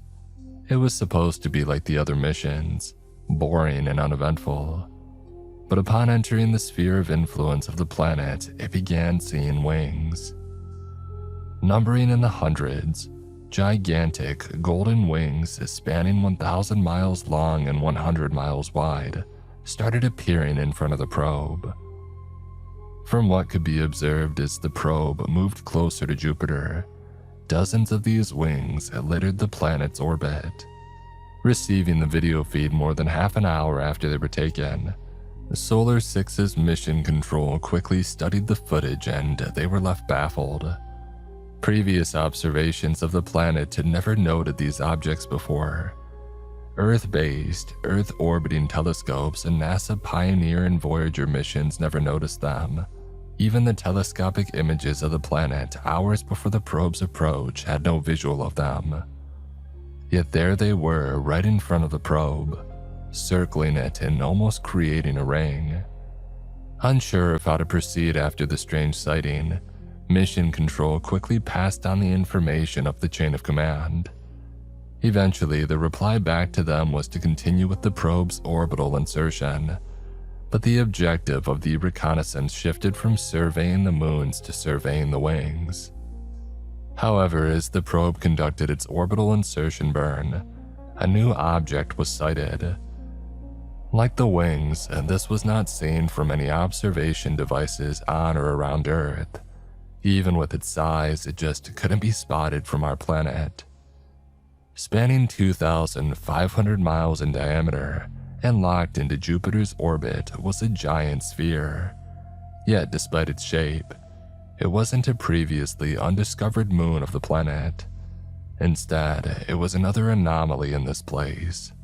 And covering the surface of the object were eyes, thousands of them in different sizes, some closed and some open. Along with these eyes were various golden stumps and golden wings, similar to those that were floating around orbit. As the probe got closer and began to orbit around the sphere, 2 of the stumps on the object were found to be far longer than the rest and seemed to have been composed of a different material that resembled skin. However, imagery and electronic scans were not enough to confirm what the material exactly was at the time. Despite that, from all the initial surveys and studies of the object, the scientists and researchers attached to Mission Control believed that whatever the sphere was, it was a living object. At least it had once been living. Found during the mapping of the surface were 2 large holes that penetrated its exterior. Closer inspection and radar mapping of these puncture points revealed the hollow interior of the object. The scientists concluded that this was the likely cause of death of this massive creature. That then left the questions of what killed it and where was the perpetrator now. In search for an answer, Solar 6 was maneuvered all over the orbit of Jupiter, trying to locate any other anomaly in the vicinity. Eventually, the probe ended up in the orbit of Callisto, where another anomaly was found. Floating there was a long limb-like object. On one end of this object was a hand with hundreds of fingers that held a sword. The sword measured 1,000 miles long and 50 miles wide. Like the previous anomalies, it was not able to be viewed from Earth. By the time the mission around Jupiter was declared over, the probe had explored the sphere, the hand and sword, as well as 20 of the wings in order to extract as much information as it could from them. And to the dismay of Mission Control though, all the surveying did little to reveal where these anomalies came from, why it was here, and how it had met its fate. However, it was at least concluded that all the anomalies found stemmed from one original anomaly, which centered around the large spherical object. Due to this, it as well as its spread of remains, was designated as Cosmic Anomaly Number 1, and marked for future explorations by future probes dedicated to its study. On the other hand, the anomaly responsible for killing Cosmic Anomaly Number 1 was designated as Cosmic Anomaly Number 2, although concrete proof of existence has yet to be found. Furthermore, the presence of such an anomaly, as well as the unknown location and state of the mysterious Cosmic Anomaly Number 2, prompted Air Force Space Command to take more actions at better monitoring and securing deep space. With the government's backing, funds were secretly provided to Air Force Space Command, to the dismay of supporters of the Strategic Defense Initiative. The government believed that threats from deep space were far more concerning than ones from Earth. In order to limit the number of personnel aware of cosmic anomalies so that secrecy could be easier maintained, the Anti-Cosmic Threat Division, or ACT Division for short, was formed by Space Command. That way, all such cosmic issues could be funneled into the division and ensure that no information about them could leak out to the public and cause mass panic. With backing and funding from the government, the ACT Division proceeded to create and launch a series of missions to further increase their monitoring abilities in deep space, fearing that Cosmic Anomaly Number 2 may emerge again and threaten human spacecraft or Earth itself. Unmanned monitoring stations were established at our natural satellite and the natural satellites of Mars, Jupiter, and Saturn. Additionally, missions were also launched to Jupiter with the goal of further exploring and studying the remnants of Cosmic Anomaly Number 1, with this being humanity's first encounter with an extraterrestrial life form. The scientists attached to the ACT Division were desperate to learn more about it. However, the constant travel of spacecraft from Earth and these solar system's planets resulted in encounters with new cosmic anomalies. Jupiter Picket 10 was to be the 10th monitoring post for the Jupiter observation line. It was supposed to be a fairly normal and uneventful mission, but on the 16th month of its journey, while it was still on approach to Jupiter, it encountered a strange object that suddenly manifested before it. Analysis of footage and radar readings before the encounter showed no sign of anything in the vicinity of the spacecraft at the time. Yet in the flash of a moment, an object that resembled a naval vessel appeared before it. Further examination of the object revealed to Mission Control that it looked similar to a destroyer escort from the Second World War. That alone was a strange sight. However, careful observation of the object revealed that it wasn't just a mere destroyer somehow lost in space. On the ship's hull, dotted all over it, were various human body parts. From heads, arms, legs, and whole torsos, these parts protruded from the hull and moved frantically and erratically. These parts weren't just sticking out from the ship though. Instead, they seemed to be a part of the ship, somehow merged with the steel that it was made from. Focusing Jupiter Picket 10's camera on the various protruding heads on the hull, a majority of them could be seen with their mouths wide open. Whatever sound they could be making, however, could not be heard through the vacuum of space. From the pained expression on their faces, though, it was believed by many in Mission Control that they were screaming. One head presented a different expression to the rest, though. Located near the bridge of the destroyer escort, the head's eyes stared directly at the probe's camera, as if it knew where it was located. After gazing at the camera with a pained and sad expression, it then opened and closed its mouth slowly, as if it was trying to communicate something. Based on the interpretation of its lip movement, experts concluded that it was trying to say, "Help us."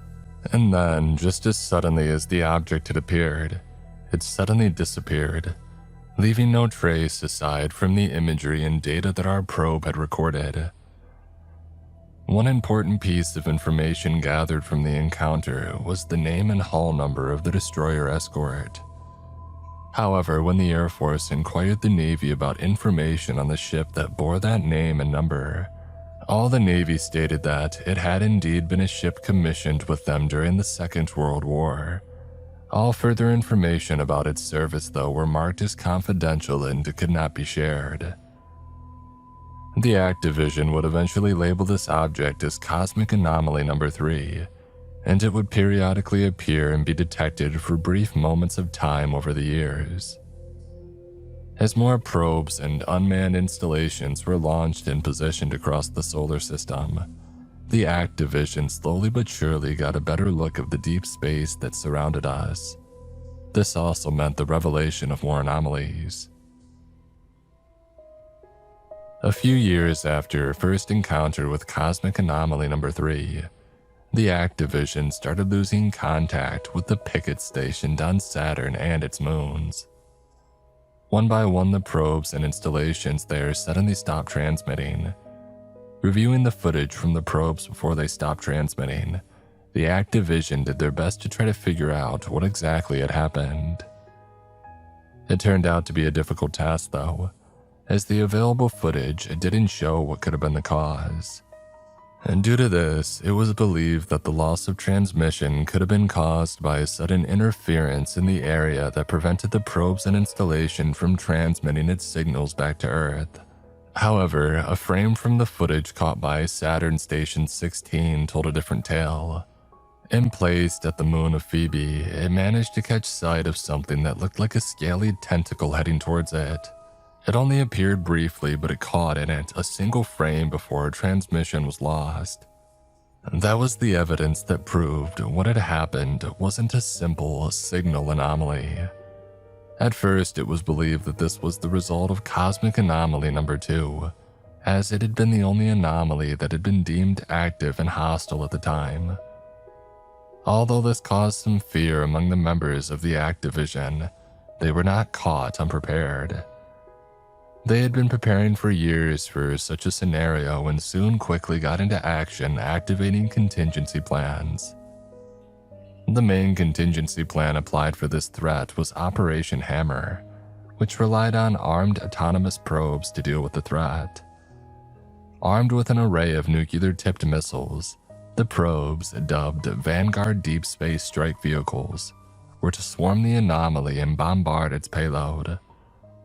There was no guarantee that dozens upon dozens of nuclear weapons would be enough to destroy a cosmic anomaly, but at the time it was the best weapon that the Activision had. In order for the Vanguard probes to strike their target, though, they must first find it. And due to this, all the probes and installations throughout the solar system were thoroughly monitored to see if they could catch a glimpse of Cosmic Anomaly Number 2. But aside from the loss of the ones at the Saturn observation line, no other monitoring system was lost or had caught sight of the anomaly. It seemed that the threat was limited to the Saturn area. To establish better surveillance of the threat, a series of reconnaissance probes were launched to replace the monitoring posts that were lost at Saturn, so that these probes would reach Saturn quickly and prevent the anomaly from disappearing while we were blind. They were equipped with the continuous acceleration drive. This new propulsion system enabled spacecraft to increase its speed substantially and cut down travel time through the solar system. Yet despite this, the first of the reconnaissance probes, Eagle Eye 1, did not arrive at Saturn's sphere of influence until 13 months after its launch. Due to this, it was feared by many in the Activision that the anomaly had slipped past them during the wide interval. As it would turn out, that wasn't the case. The moment the probe got close to Saturn, a set of scaly tentacles suddenly reached out towards it. The speed of the tentacles was so fast that they were barely caught by the probe's cameras. One moment it was flying through space, and the next it was held in place and unable to maneuver away. It was just like what had happened to Saturn Station 16. This time it was different though. Instead of immediately destroying the probe, the tentacle wrapped itself around it first and held it in place. Then, to the surprise of everybody in mission control, a smaller tentacle suddenly emerged and began tapping on one of the probe's cameras. The tapping continued for a few minutes, before the tentacle began rubbing itself on the camera's lens. As it did this, a dark black-red liquid was left imprinted on the lens. Eventually, it managed to write out, "Leave me alone." After that, a signal from Eagle Eye 1 was lost. Due to the passivity of the anomaly and the fact that it seemed to be fixed in its orbit, the Activision concluded that the living planet of Saturn was not Cosmic Anomaly number 2, but a different anomaly of its own. With its tentacles' impressive yet still limited reach, it declared impossible for it to have attacked Cosmic Anomaly number 1 at Jupiter. Saturn was thus labeled as Cosmic Anomaly number 4. Realizing that no amount of nuclear warheads would be enough to destroy a planet, Operation Hammer was canceled before the Vanguard probes could connect their trans-Saturn injection. Meanwhile, the reconnaissance probes already sent out were maneuvered to ensure that they positioned themselves in a high orbit above Saturn, thus ensured that they were just out of reach of the planet's deadly tentacles. Once in a while, the high-orbiting probes would observe the planet, attempt to grab for them, but to no avail. The first face-to-face encounter between man and the anomaly occurred during REAP missions. The missions were a part of a wider operation called Lazarus, which had the main goal of collecting the remains of Cosmic Anomaly number 1 in order to further study them and see what could be useful for humanity. The mission also happens to be my first assignment with the Activision after graduating from the Air Force's astronaut training program. Assigned to mission control, I was one of the astronauts that acted as Capcom for the 5-man crew aboard the manned deep space transporter heading to Jupiter. Thanks to the continuous acceleration drive, travel time for the crew to their destination only took 8 months. However, barely even 2 months into their journey, the mission encountered something strange. It began with an alert. Deep space monitoring satellites in Earth orbit and the radar aboard the spacecraft detected a dense group of unidentified objects ahead of the vehicle. Observing these objects and calculating their trajectory, it was found that they were on a perpendicular path towards the spacecraft. Knowing the dangers of flying into a field of deep space objects, the mission's FIDO suggested a quick maneuver to ensure that the spacecraft avoided intersecting with the objects. However, before I could call them up to relay this to the crew, the commander of the spacecraft sent out a transmission first. Midway, this is Reaper 1. Came the call in my headset and the speakers around the mission control center. Are you seeing what we're seeing? I think we see someone floating in there. Reaper 1, this is Midway, I transmitted. What do you mean by someone? Do you mean an anomaly or do you mean humans? The distance between us and the spacecraft meant that there would be a delay in the reply. As we waited though, the mission's Cronus displayed the video feed that was being received directly from Reaper 1. In it we could see footage from one of the high-powered exterior cameras being controlled by the crew. as they pointed and focused in on the unknown object cluster. Zooming in on the cluster, images of various broken and torn spacecraft modules could be seen floating in space. It then became evident that the objects being detected were from a destroyed spacecraft. A further scan of some of these modules revealed the Russian flag, giving us an identity as to where they were from. Air Force Space Command had known that Russian spacecraft were also operating in deep space, but the fact that one of them was destroyed was news to me. As the camera shifted away from the modules, it soon focused in on a different subject. Caught in the middle of the cluster was a figure of a man, naked, bloated, and completely exposed to the vacuum of space. The man floated freely among the debris. He wasn't alone though. 3 more men were seen floating freely just like him, completely unprotected and bloated. And due to their situation, it wasn't hard to understand why many in Mission Control quickly concluded that they were dead and had most likely been sucked out when their spacecraft was suddenly destroyed.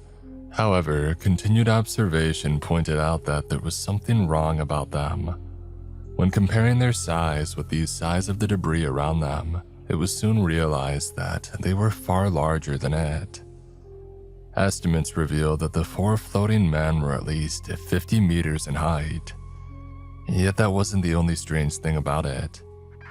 Midway, this is Reaper 1. Came the sudden transmission from the crew as we at Mission Control scratched our heads and wondered what had happened to those cosmonauts. We think they're still alive. Sure enough, as we further studied the footage, we could see subtle movements from each of the men, as their arms and legs fidgeted and swung. Somehow, despite being completely exposed to the harshness of space, they were still alive.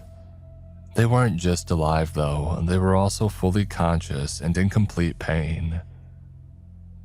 Reaper 1 eventually maneuvered just enough to avoid the cluster, yet still close enough to get a good look at it from its cameras. The crew and us in Mission Control got a better look of the cosmonauts. The image would forever be ingrained in my mind. Eyes bloated, expression contorted in pain. They were clearly suffering. Somehow, something was preventing death to end their torture.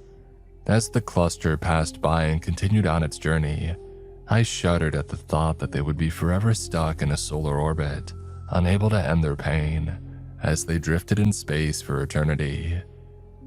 The ACT Division would label those 4 unfortunate cosmonauts, including whatever caused them to expand that large and become seemingly immortal, as Cosmic Anomaly number 5. Following a year-long assignment as a Capcom for a few more REAP missions, I eventually began training for a long-term space operations in order to join in the next phase of Operation Lazarus. When I was finally sent up a year and a half after the training, I found myself on a journey to Jupiter and my new place of deployment, Archangel Station. Built within the remains of Cosmic Anomaly number 1, Archangel Station was the farthest manned outpost the ACT Division had in deep space. Created in order to easier study the remnants of the anomaly, as well as ensure that the nation had a strong presence at Jupiter. The station was thus a crucial part of Space Command. When I first arrived at the station, the majority of its infrastructure had already been completed. Beneath the surface of the once living entity, a series of layered structures were constructed, which housed the living quarters, the command center, the science bay, nuclear reactors, and various other facilities necessary for the station's mission and day-to-day needs. There was, however, a lot of activity and new construction when I had arrived at the station. As we approached the monstrous sphere orbiting Jupiter, I saw some astronauts conducting EVAs on one side of the facility, where they conducted work to attach and secure dozens of continuous acceleration drives onto the surface. Meanwhile, on a different portion of the sphere, work was being done for an extremely large docking area, with various electrical wiring, hydraulics, and strange red-colored calves being placed there by a team of astronauts. What exactly they were doing there, I wasn't sure at the time, but I made no effort trying to figure it out. After all, my mission here involves something else, and I didn't want to waste time wondering about things that I knew I wouldn't get the answers to unless the Activision deemed it necessary for me to know. After a month of getting acquainted with life in the station and assisting in various auxiliary duties, I and 44 other astronauts were transported out of the station and sent to Callisto, in orbit around the moon, to a relatively small outpost in comparison to Archangel Station. Labeled as Outpost Number 12, the modular station could house up to 100 astronauts and orbited around the moon. Meanwhile, directly below it and also orbiting Jupiter's natural satellite was the titanic anomalous sword and severed arm of Cosmic Anomaly Number 1. Our mission at Outpost Number 12 was simple: to recover the sword and bring it to Archangel Station for studying and testing. However, throughout the entire process, our stay in the station was anything but peaceful. It all began with the voices. No matter what time it was, somehow the sound of hoarse, tired, and sorrowful voices echoed from outside the walls of the station. We didn't know how it was possible, and video observation of the hall revealed nothing there, yet we could hear it. And during my first sleep cycle at Outpost 12, the voices kept on speaking words that I couldn't understand. It kept me up all through the hours that I was supposed to be sleeping, as I felt uneasy the entire time and felt as if someone was watching me because of them. Of course, senior officers at Archangel Station were aware of this situation after we had informed them of what we were hearing. The suggestion of the chief medical officers over there was for us to use sleeping pills to get through our sleeping cycles, but somehow they did little to help us, as the voices still kept us awake. By my second sleep cycle, the voices started to become clearer, as I was able to understand some of the words that they were saying. Help, Michael, flames. All the words they said seemed random, but they kept me up again nonetheless. Attempts to drown out the noise with a headset and music were met with utter failure too, as I could somehow still hear them despite those tools. By the third night, however, I somehow got acclimated to the noise and eventually got some much-needed rest. When I woke up, a lot of the other astronauts, aside from an unlucky few, had also gotten used to the voices. However, on day 7 of our stay there, things started to become stranger. I had just finished a long work cycle, having conducted hours of EVA to attach maneuvering thruster pods onto the anomalous swords. As I closed my eyes to start my sleep cycle, I heard the usual call of the voices start, but there was something different. Suddenly opening my eyes, I stared at the walls of my cabin and I listened once again. "Son, is that you?" the voice said, but this wasn't the voice of a stranger. It was the voice of my long-deceased father. "Son, please talk to me." The voice spoke again, continuing to bear my father's voice. Hearing it speak with my father's voice made me sure that I wasn't just imagining it. It was definitely his voice that I was hearing, and it sent a shiver of fear down my spine. How was it doing that? How did it know my father's voice? He had been dead for years. Sighing, I tried my best to ignore it. I had learned how to sleep with the voices for a few days by that point, so I was sure that I could do it again. And yet I couldn't. Hearing them steal my father's voice and use it to call to me specifically brought a new form of fear and uneasiness. And by the time that my sleep cycle had ended, it was clear that I wasn't the only one suffering from the new attacks that these bodiless anomalies were doing. My batch that was scheduled to sleep that night were kept awake by hearing voices of loved ones and friends calling out to them. Other astronauts who went through followed us suffered the same fate.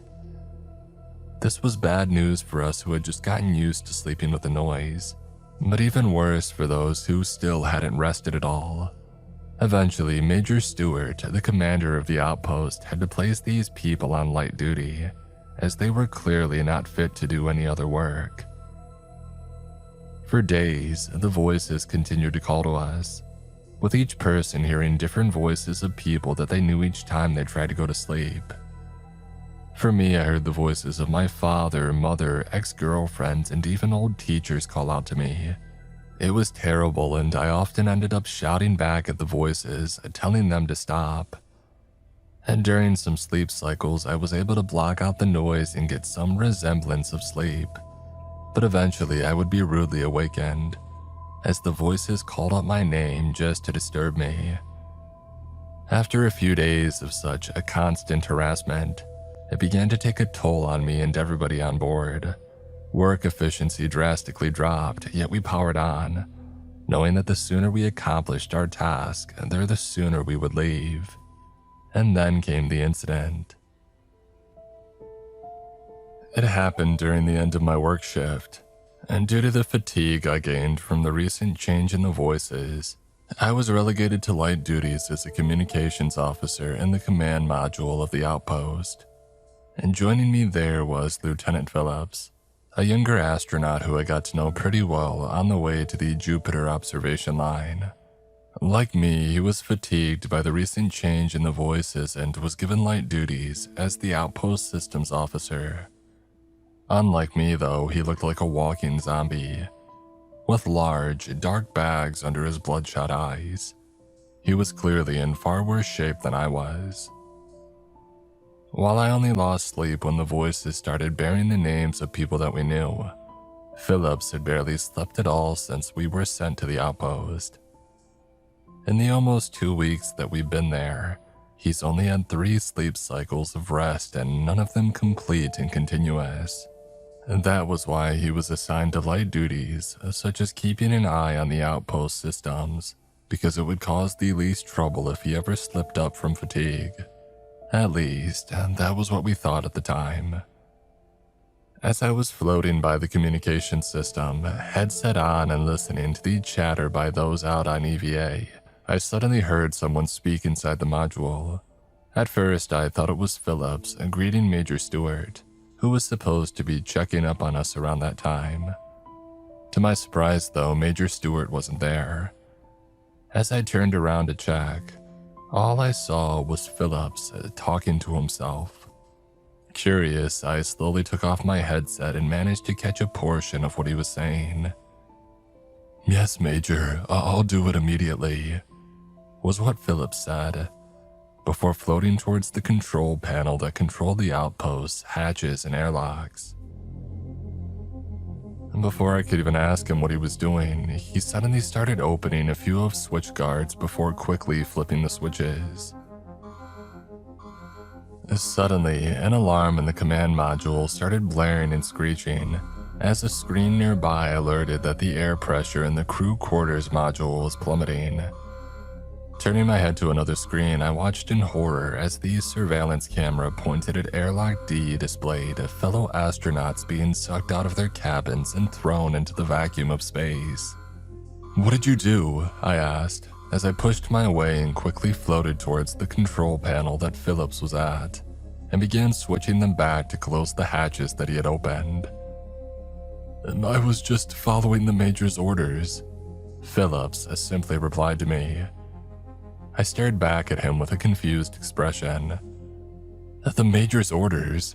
I said in disbelief, as I gestured to the module that was empty aside from the presence of us two. "Are you out of your mind? He's not here." "No," he simply said in reply as he shook his head. "His orders were loud and clear. Open the airlocks, that's what he told me directly." "Phillips, nobody gave you those orders," I yelled back. And then a voice spoke to me. It was Major Stewart's voice. "And that's right. No one gave him those orders. He simply acted on his own." Relieved to finally have some backup, I turned around, hoping to see Major Stewart there, but he wasn't. Instead, it was just the empty module. That was strange. I swear that I heard the Major for a second. Turning back to face Phillips, I looked at him to see an empty expression on his face. It didn't yet seem that he had realized what he had done. Oh, the fatigue has gotten to him. The Major's voice spoke again. I turned around once more, but like before, he wasn't there. This was starting to scare me as I looked around the module, hoping to see any sign of the Major. Perhaps it came from the radio, I eventually thought. Maybe I was hearing his voice echoing up from my headset. With the headset still connected to the radio on the other side of the module, it seemed strange that I managed to hear the Major's voice so clearly, but it was the only logical explanation. You must kill him to protect the outposts. A chill ran down my spine as I heard that. I suddenly felt scared. But it wasn't because of what the Major's voice said. No, it wasn't because of that. It was because I was certain that I heard the voice from inside my head. How was that possible? Kill him. The voice repeated, more aggressive this time. Do it. Kill him. The voice ordered, as I placed my hands on my ears. It was to no avail though, as I could still hear the voice. Kill him. It repeated, but this time it sounded different. Kill him and save the outposts. At that point I realized that it now sounded like my voice. It was starting to sound as if it was my own thoughts telling me what to do. Kill him, kill him, kill him. As the voice inside my head raised, a crescendo in my head, another voice suddenly echoed out. What the hell happened here? It was the Major's voice again, but this time it sounded different. Turning around, I was thankful to see Major Stewart and 2 other officers floating by the entrance to the module, looking at me before turning their attention to Phillips, and then they floated towards us to understand what exactly had unfolded. In the end, Phillips was confined into the medical bay before being transported out of Outpost 12 and sent back to the station for further examination and treatment. From what I heard, the moment that he left the outpost, he seemed to have returned to his normal self, although the news that his actions had resulted in the death of 20 fellow astronauts seemed to have scared him. Following the incident, those of us who stayed for a few more days to finish attaching a few more thruster pods on the Titan sword before we too were ordered out of Outpost number 12. The moment that we got out of there was one of the happiest moments in my life, and I suddenly felt free from the constant voices. My first sleep cycle at Archangel Station after our return was the best sleep that I had my entire life. And due to the harassing voices, which was eventually labeled as Cosmic Anomaly number 6, deployment to Outpost number 12 was limited to a week. This resulted in the constant shifting of personnel and slow progress on the retrieval of the Titan sword. But I didn't care. I was glad that I was out of the outpost and lucky that I didn't get assigned there again. The rest of my stay in Archangel Station revolved around helping with the rather large docking port. Every work cycle that I spent there, I wondered why such a large docking port was needed. Eventually, though, I got my answer. A large arm was one day sent to the station, and it looked both grotesque and intriguing. Looking nearly too close to a human arm, it was extremely bloated and red. Covering it were various mechanical and electronic parts that were stabbed into the skin of the arm. Us junior officers were not exactly sure where the arm came from, but some of us had our theories. It was a common topic at the mess hall, and I remember the favorite theory involved experimentations with Cosmic Anomaly number 5. By the time that I left Archangel Station, the hand had been fully attached to the docking port built for it. Also completed was the recovery of the sword in orbit of Callisto. As the spacecraft I was on began its journey back to Earth, I couldn't help but stare at the small viewing port and look at the Titanic sword floating next to the station and close to the large swollen hand now on it. Now I can't help but think about that again. I am set to return back to the station soon, and a lot has changed since I was last there. The station has had a lot of additions placed on and in it, and in its mission has changed from a simple research and symbolic station to one that was crucial to the defense of the solar system. Meanwhile, I had risen through the ranks to become a lieutenant colonel in the Act Division, which was now part of the Space Force. With the creation of this new branch, more funding and resources were provided to us to protect Earth and maintain the secret of cosmic threats away from the public. Yet now I've decided to post this before I leave and break the very secret that we have worked hard to protect. It is important that I do this now before I leave, because I fear that I won't have another opportunity to do so, and I doubt that the government will dare say a thing if we fail in our mission. We have found Cosmic Anomaly number 2, and it has its eyes on Earth. Our only hope of stopping it is using the carcass of an anomaly it had defeated before.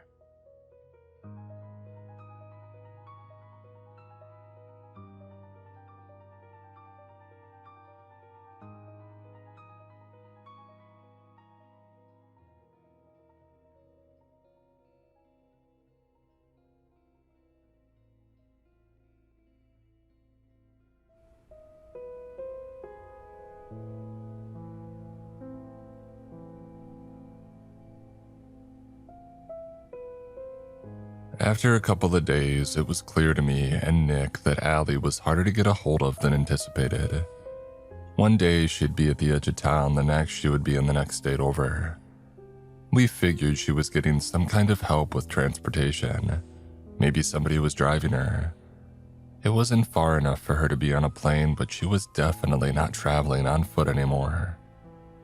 Nick tried to convince Charlie to put up a roadblock, but it just couldn't be done. Not just because there was no point to it, on paper, but also because she would lose her job.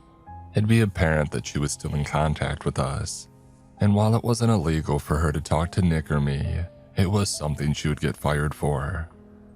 She figured she could do more good where she was, rather than at home with her kids. And Nick and I would keep our ears on the police radio, and I would stand in the living room like a walking dowsing rod, feeling with an outstretched hand which way Allie was going. It changed so often and so fast. This kept going well into November, and there would be calls from the station asking Nick to get back on the force, but he just hadn't answered. It was a dumb tactic, but it worked for now. Chances were it wouldn't work for long. They'd either get tired of asking and start telling, or they would figure out that he was up to no good. Nick didn't seem all that bothered though. For all bad things that one could say about Sheriff Mason, he and Nick were on good terms. And then came a day when Allie's movement stopped. It was sudden, and from what I could feel, not too far away. She was still moving around a little, but not nearly as far or as often. She wasn't dead. Something had changed and I didn't like it. Nick and I had prepared to face her and be done with this whole ordeal. But what were we going up against? And before we could figure out an answer, we got a call. It was a foggy Tuesday afternoon when Charlie called me. I had been shooting cans in the backyard when I heard the phone. I slumped down in a raggedy plastic chair and picked up, cracking open a lukewarm beer. "Yeah," I said. I'm hearing some chatter on John Digman. I think the Duck are gonna make a move. So? So, if you don't want the Duck involved in this whole Yearwalker business, maybe you ought to pay him a visit first. Give him a heads up. I don't give a shit about John Digman, I said. Not after that stunt that he pulled at the Hatchet facility. Look, I'm just telling you what I know. You play whatever cards you want. There was a slight pause as Charlie took a deep breath. I could hear her walking away, possibly locking herself in the bathroom. Maybe somebody was listening. Besides, She continued. it sounds like you won't be around for long anyway. And with that, I got a dial tone. I relayed my talk to Nick. He was just as skeptical as me, but we were getting into enemy of my enemy territory, and John Digman was an insider among insiders. We were worried about what we were getting up against, and I could only think of 2 people who might have an idea. One of those people would be John Digman. And with that, Nick and I went to see him. It wasn't a long drive, just a little past the downtown area, to an apartment complex on the outskirts of town. Not the fanciest place, but we had driven by there a couple of times on patrol. Didn't we do a wellness check here once? I asked Nick as I leaned against his car. Isn't that what we're doing now? He snarked back. I suppose, I said, but this feels a lot more casual. Yeah, Nick nodded. Casual. We're all chill and shit. Right. We walked past the reception and up the stairs. We had been given an address by Charlie. They had kept a close look on Digman for some time, but she had assured us that we would be in the clear for a couple of hours. They mostly checked him in the evenings, and this man didn't have a lot of evenings left. There was a small corridor leading to a shallow plywood door painted a bright pastel green. If a burglar wanted to get into this place, they could just punch their way through. This place was as secure as a tent. Still, they had to be doing something right. Maybe it was the landlord. They had quite a reputation around town. I knocked on Digman's door but didn't get a response. I looked over at Nick, who just shrugged at me. I knocked again. We waited a couple of minutes, whispering to one another in the meantime. I can text Charlie, I said. Maybe we got the wrong place. Yeah, we should just go in, Nick said. We can't just break the door and go. Why not? We're not cops. What you're describing, Nick, is a home invasion. Sure. He barely needed to kick it in. A brisk shove with the shoulder was enough to break the whole thing wide open. The place was a mess. It looked like somebody had lived in that room for weeks, possibly months. Open takeout boxes paired with half-drunk soda and eroding paper cups. A smell of dying sugar and festering mold. I didn't even need to look around to know that there'd be cockroaches. Nick almost gagged. And before we got a chance to look around, we spotted him. He was in a chair by the window turned outward, away from the door. It was strange. From that angle, all he could see was the top of a tree. The rest was just sky. John Digman looked terrible. His skin was turning an actual gray and his hair looked metallic. His eyes were bloodshot and his breathing labored. The first thing that I thought of when I saw him was some kind of horror store mannequin. It didn't make sense that a man like that could still be alive. Nick couldn't keep a straight face. For all his disgust and mistrust of John Digman, I could tell that he hated seeing him like this. These two had met on more than one occasion. They probably knew each other pretty well, all things considered. Nick walked up to him, leaning against the window. Jesus, John, he said. You look like shit. John didn't move his head. He turned his eyes upward. Even that took a tremendous amount of effort. Screw you, he coughed. Some things never change, I guess. I faced John, who turned his gaze to me. There was something there, a spark of recognition. We had talked before back at the Hatchet facility. There was a tinge of something at the corner of his mouth. Was he happy to see me, or was he trying to say something? His eyes turned downward towards his hand. He blinked at me. The words just wouldn't come. I reached out and touched his hand. Little strings of metal protruded from his fingernails. Little strands of white protruded from mine. In a moment of understanding, that twitch in his mouth curled into a smile. Figures, he whispered. I looked up at Nick. Give us a minute. And Nick was more than happy to step outside for a bit. As I held John's cold hand, his eyes rolled back into his skull. Seconds later, mine did too. It's hard to explain the sensation of stepping away from yourself. It's like when you've been sitting down for so long that your body doesn't feel like a body anymore. It's just a vessel for something else. You detach. That's what I felt like. I was moving away from something that I didn't need. Away from that sensation. The world looked a whole lot different, and yet familiar. The world looked a bit darker with a tint of midnight blue. We were in the same apartment, but the windows were busted. Far in the distance, we could see a towering tree, reaching for the moon. I wasn't really me and John wasn't really John, and yet we were just as us as we would ever be. I hate to say it, but in that space, John was sort of handsome. His long hair was stripped of all metal-tinted gray, and his eyes were this warm, green-brownish mix. He looked 20 years younger. He looked like a kind of roadie at an underground punk concert, the kind who would share his bottle of water with you. Oh, it's so much better out here, John sighed. So quiet. He got out of his car, or what remained of it. It looked slightly different and a whole lot more disintegrated.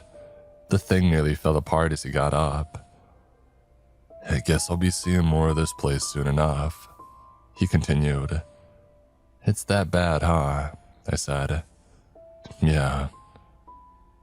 He leaned against the wall with a heavy sigh, rubbing his tired eyes. He put his hands in his pocket and talked out loud. It's not an infection, really, he said. It's more like a merger. But it's not just a thing, it's you. A different you. And there are so many of those. That doesn't make any kind of sense. Well, there's this you, he said, pointing at me. The one from this place. And then there's another one somewhere else. One that's on fire. One that's evolved in underwater caves. Another that's just a stringy, hungry animal.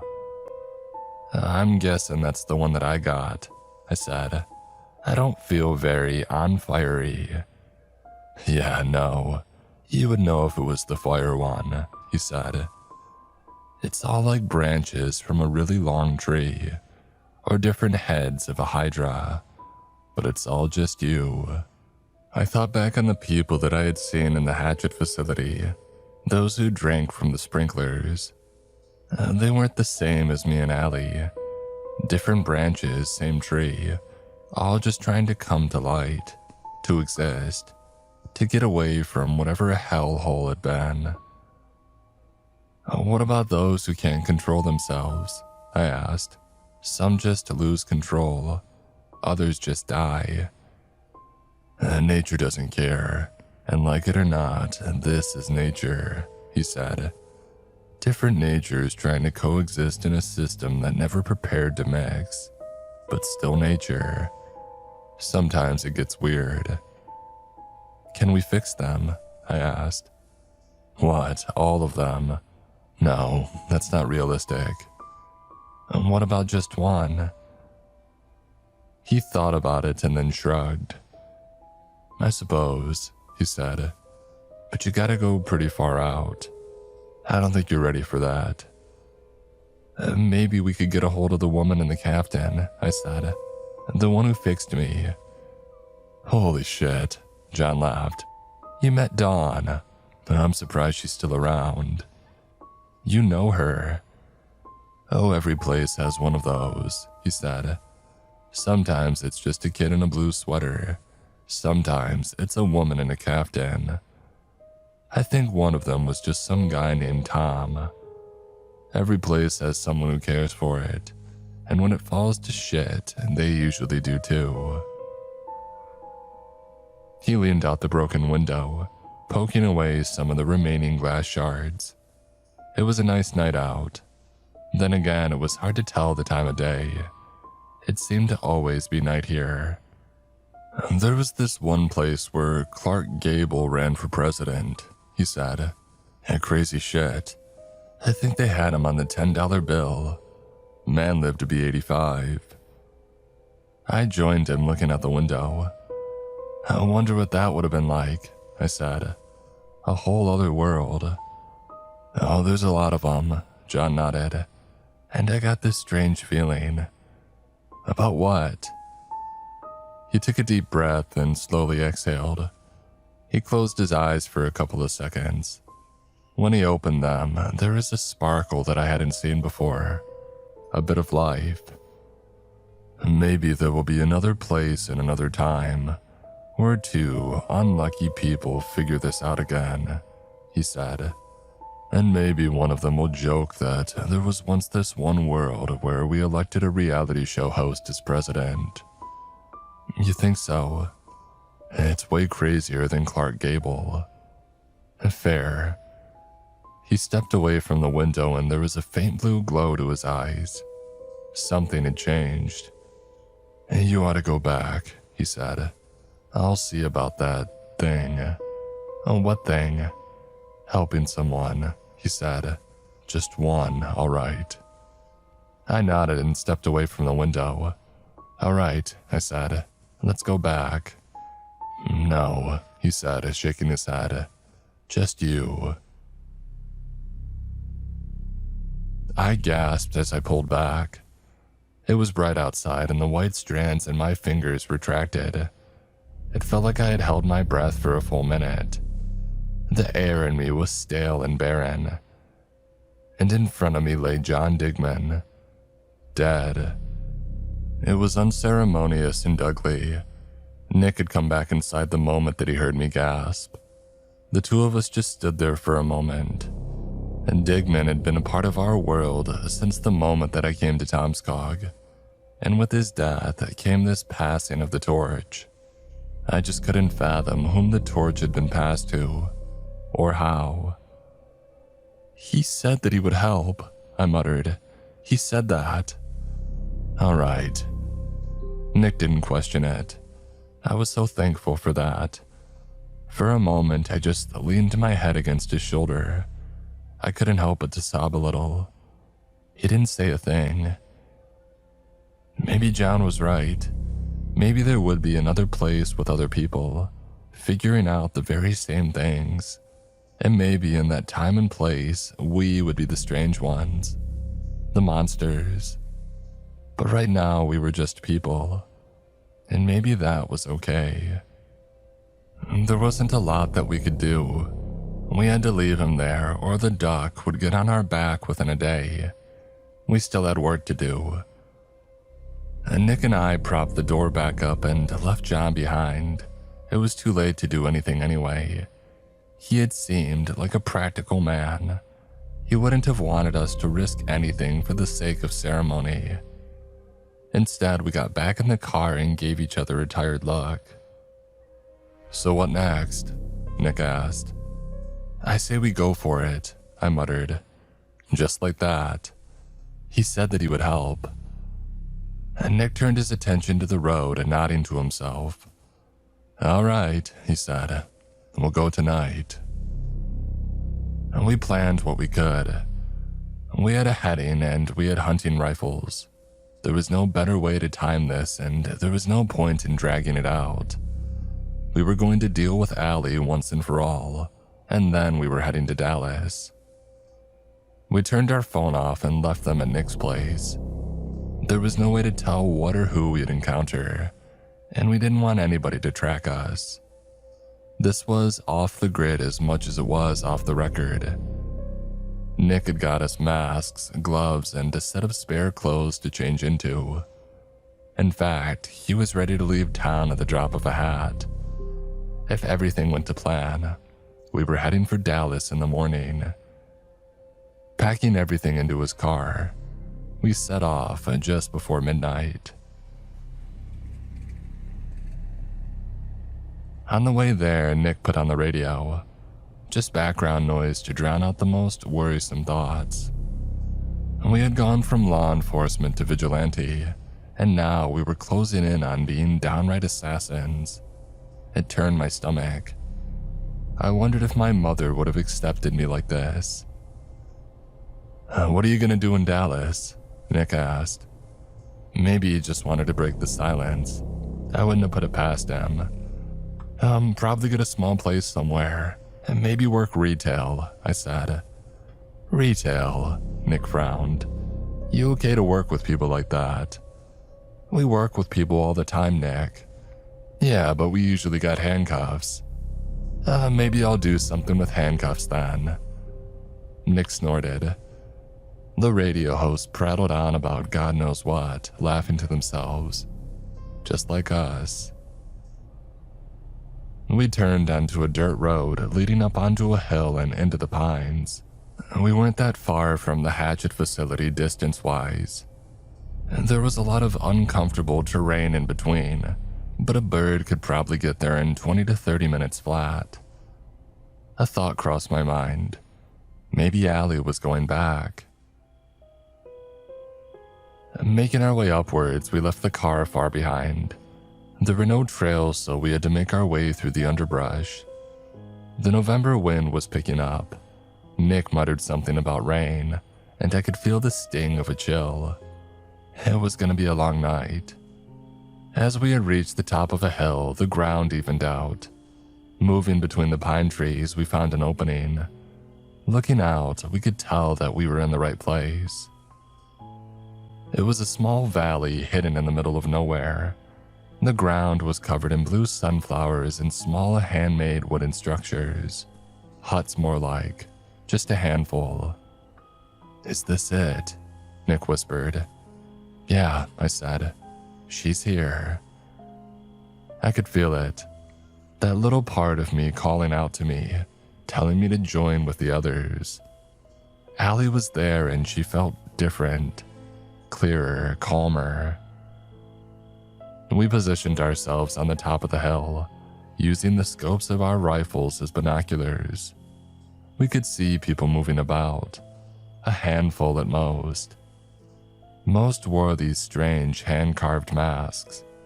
One guy had a plastic cutting board as a mask. Reaching out towards them, I felt something but different. They weren't like me or Allie, but there was something there. A seed. We watched them for about an hour or so. We could see them moving between buildings. We counted them, giving them names like Spiky and Limpy.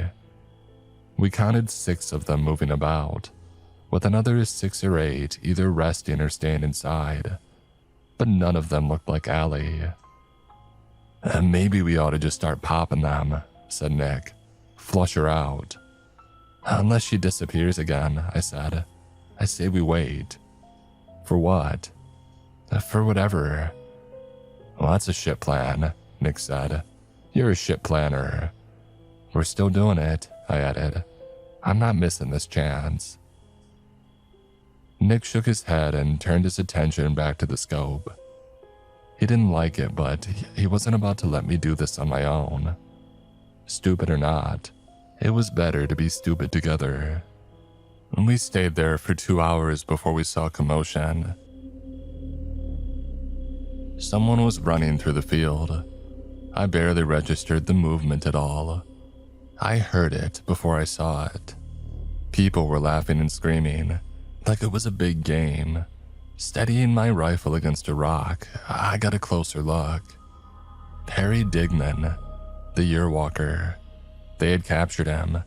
They had kept him there. That's why Allie was drawn out and why she was around. They're gonna kill him, I said. We gotta pick them off. They're not killing him, said Nick. If they wanted to, they would have. She's down there somewhere, right? Right.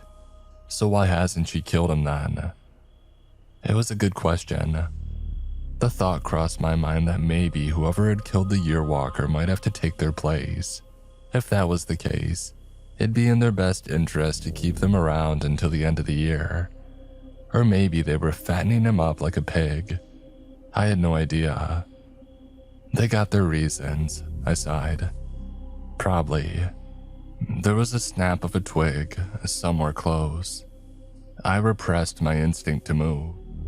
Instead, I kept my head down and I listened. There were footsteps all around us, and they weren't trying to hide it. They were clumsy, stumbling through the forest like a newborn deer. I peeked over at Nick, holding up a finger to my lips. He nodded. A couple of people walked past. They were barely upright. Some of them didn't have shoes on. Others were barely dressed to be outside. As one became 8, I started to recognize a couple of them. I had seen them back at the facility. They weren't paying much attention, and within a few minutes, they had passed us by. I tried to keep myself from holding my breath, instead forcing air into my lungs at a steady pace. The last thing that you want is for a sudden exhale to give you away. But then the last stranger passed us by, and that was someone far more familiar to me. She was dressed in a gray hoodie and had this black pixie-like haircut. Elizabeth Salinger. How the hell had she made it here and why? I knew it was a dead giveaway, but I couldn't keep my eyes off of her. Her out of all people. Before I could figure out an answer, her head turned to me, those piercing eyes cutting straight through the night and meeting mine. I felt like a rabbit being stared down by a lion, like she was about to do something violent at any second. Instead, she blinked at me. A little water poured out of her mouth as she gargled. She made a noise, this awful guttural grunt, like she was trying to swallow her own throat. And then she coughed up a glob of water and spoke. Just one. She gargled. And with that, she turned her attention away, leaving me to finish whatever business I had. Turning to Nick, my eyes were wide open. He kept looking at me and then back at her and then back at me again. I shook my head at him. Just one. After that, hell broke loose. We saw Perry Digman get a hold of a rock and chase off his attackers as they closed in on him. They clearly weren't trying to kill him. They were either toying with him or trying to capture him. Either way, they were about to get some company. Elizabeth and her sore-infected crowd were heading straight for them. I had no idea what was about to go down, but we had a different target in mind. Perry was already heading off straight into the woods on the opposite side. "She's not coming out," I said, "and shit's about to hit the fan." "Oh, what are you suggesting then?" Nick whispered. "We go down there," I said. "Stay low and they'll get a better idea of where she is, and then we finish it." "You up for that?" he asked. Of course I was. As Perry and the masked folks ran off, Nick and I got up. I'd help the kid if I could, but there was just no time. And yet I had this feeling that John was still around to help in some way. We made our way down the hill and into the field of sunflowers. As we moved around, we noticed poles with electronics attached to them. Old phones, speakers, radios. Anything that could produce a noise or an image. Some of them even worked. While I didn't understand it, a part of me seemed to enjoy it. There was a pit in my stomach that liked the noise of the in-between spaces, the static. It was comforting, not to me, but a part of me. There were still masked people running about. Nick and I stayed low and out of sight, hoping against hope that they wouldn't get too close to notice. I had pulled my mask up. It was strange. The sunflowers almost moved out of the way as we passed through, like they were inviting us to get closer. I didn't like it. Dry and dead things should rustle when you move past. They shouldn't bend out of their way. We moved past what looked like a root cellar where they had kept Perry. A nasty place, some kind of underground prison cell. Not much further ahead, I could see a log cabin.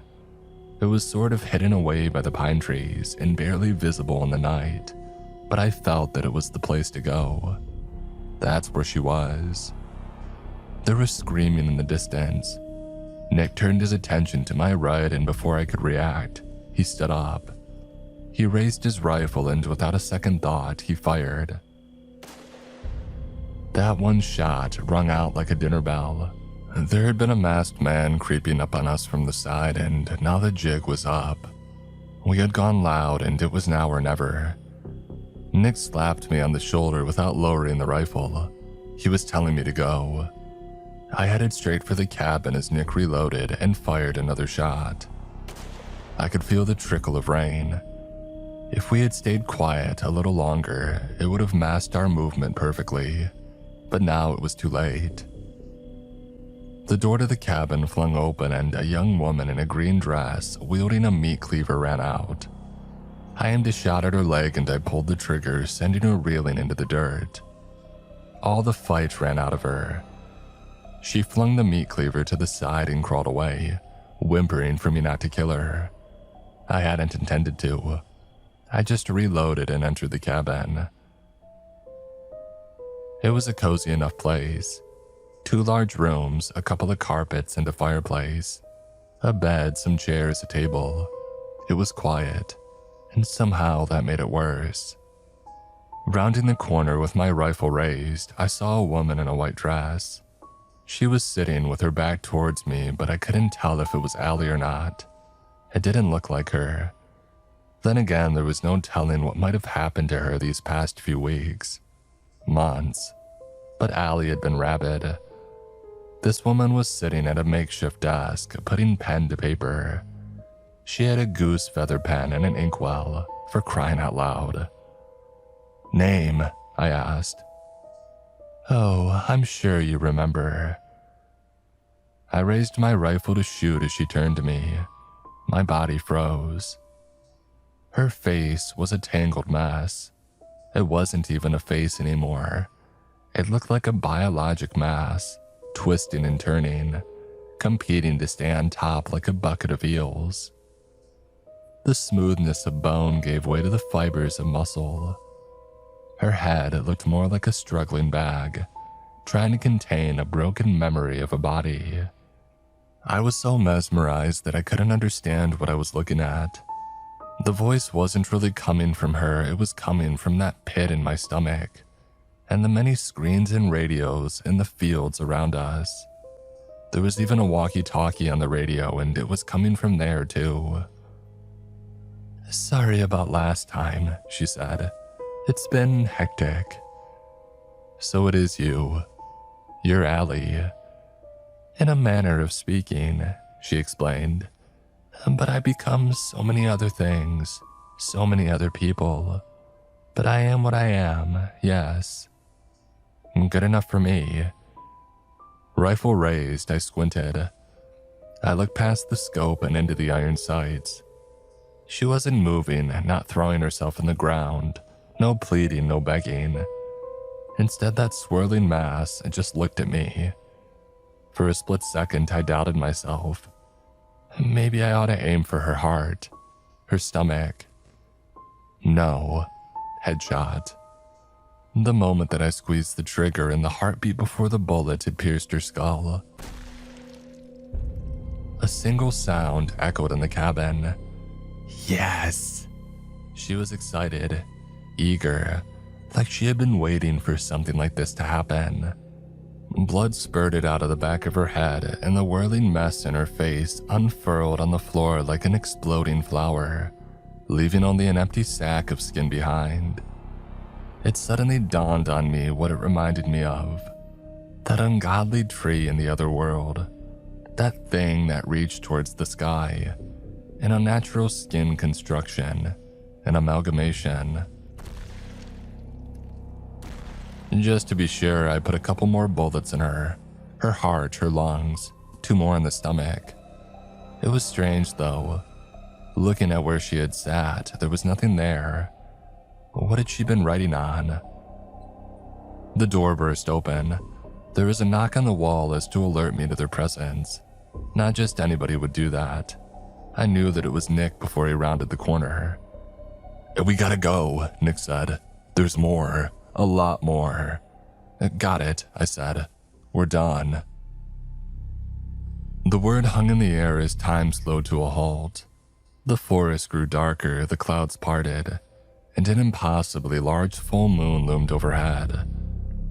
The roof of the cabin was gone, long since rotten away. I had been taken there into that space, into the other place where John and I had spoken, where a distant flesh tree reached for the moon.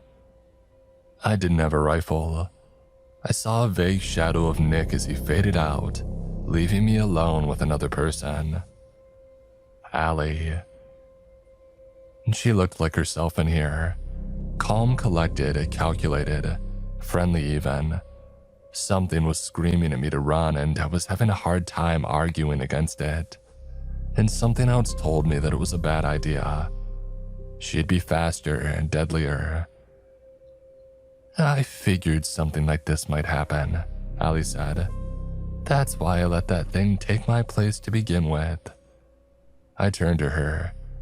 She was just a few feet away, as if she never left that writing desk. She was still there, but this time it wasn't empty. She was making notes as she read a basic leather-bound book called The Diary of Emmett Rask. Once you start to make sense of these places, there's really no limit to where you can go or what you can do, she said.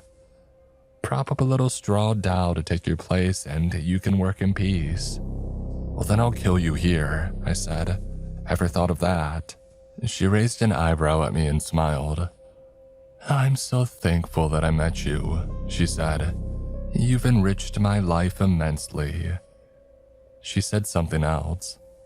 It wasn't really a word as much as it was an intention, but these images flashed before me. But not really images, more like memories. Things that I had lived and experienced in other places. It was me, but another me. In one place there was fire, strange markings in the sky. I was being forced to the ground by masked creatures and speared with iron rods. They weren't killing me. They were pinning me to the ground to be consumed later, like skewering a worm on a hook. She never even asked for it. They just wanted to please her. In another place, I was dressed in a traditional cotton dress and dragged into a lake to drown. They had lied to me, telling me that it was for the good of the village, but it wasn't. It was for the good of her. And all the while, she just stood at the bank of the lake, looking blameless. I was in water but breathing. Something in the dark grabbed me by the neck, like they had done when I was a pup. But they dragged me to the forbidden deep, like she had demanded. I was to be eaten. A will to live can only get you so far. Teeth was the real force of nature. And it wouldn't stop. 1,000 places, 1,000 selves. The numbness of space, the searing heat of fire, the rot of acid. Volcanoes, lightning storms, trampled, cut, burned, sliced, starved, and crushed, one by one by one.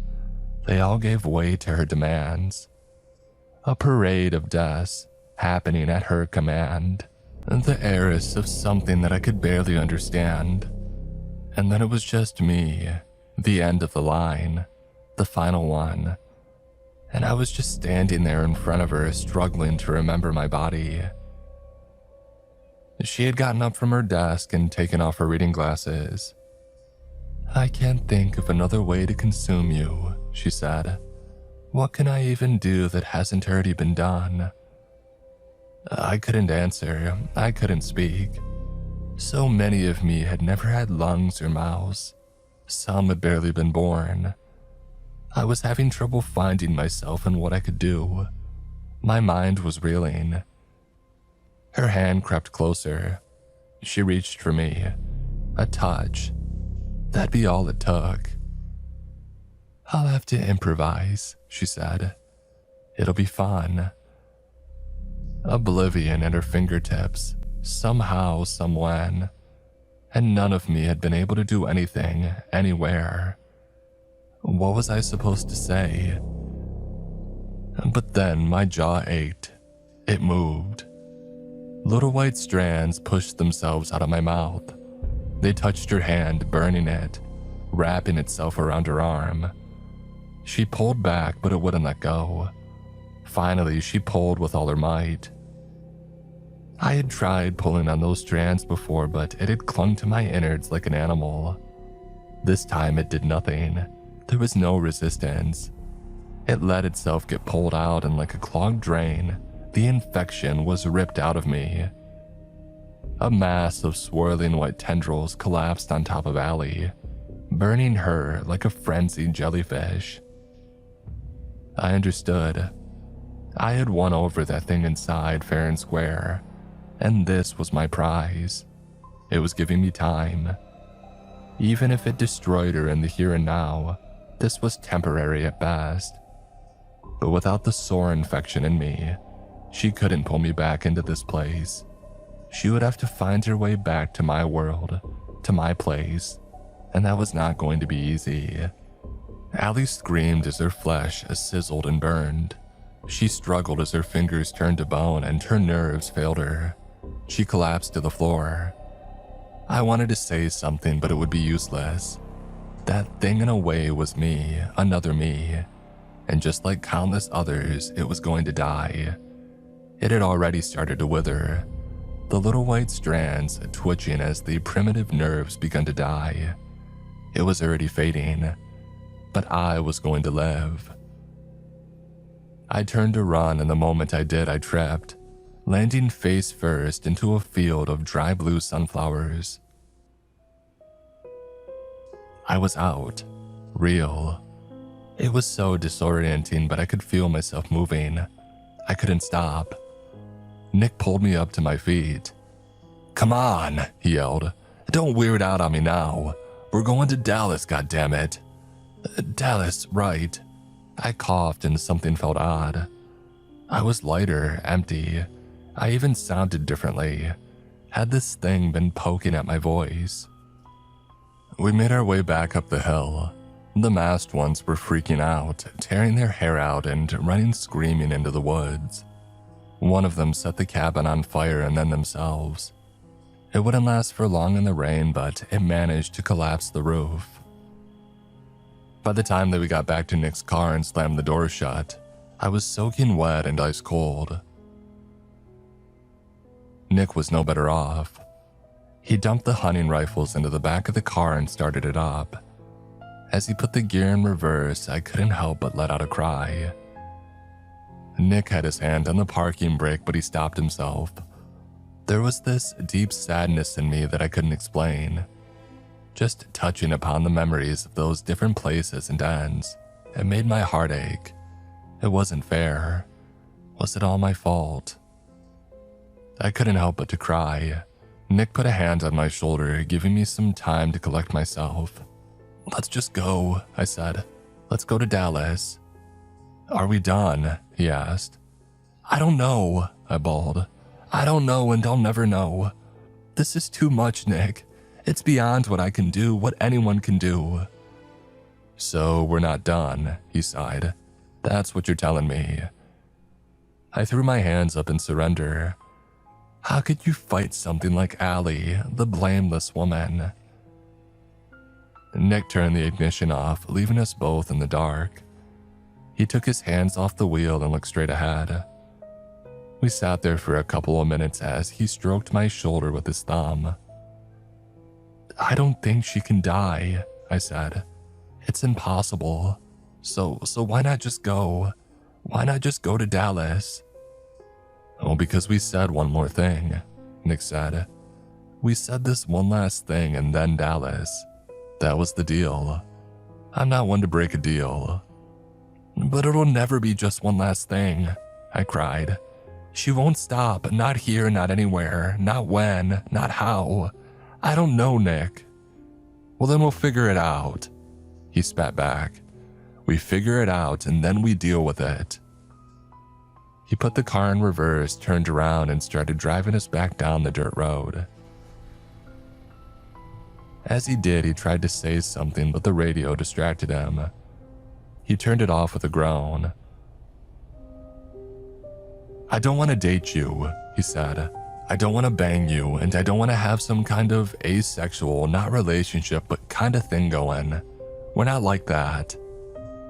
I didn't say anything. I let him go off. He clearly had something on his mind. "I don't have a lot of friends," he said. "Hell, my brother and I are like, what, second cousins? I mean, we're not, but we're like that, you know."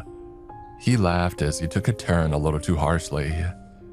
"I don't even know his birthday," Nick laughed, "and he doesn't know mine.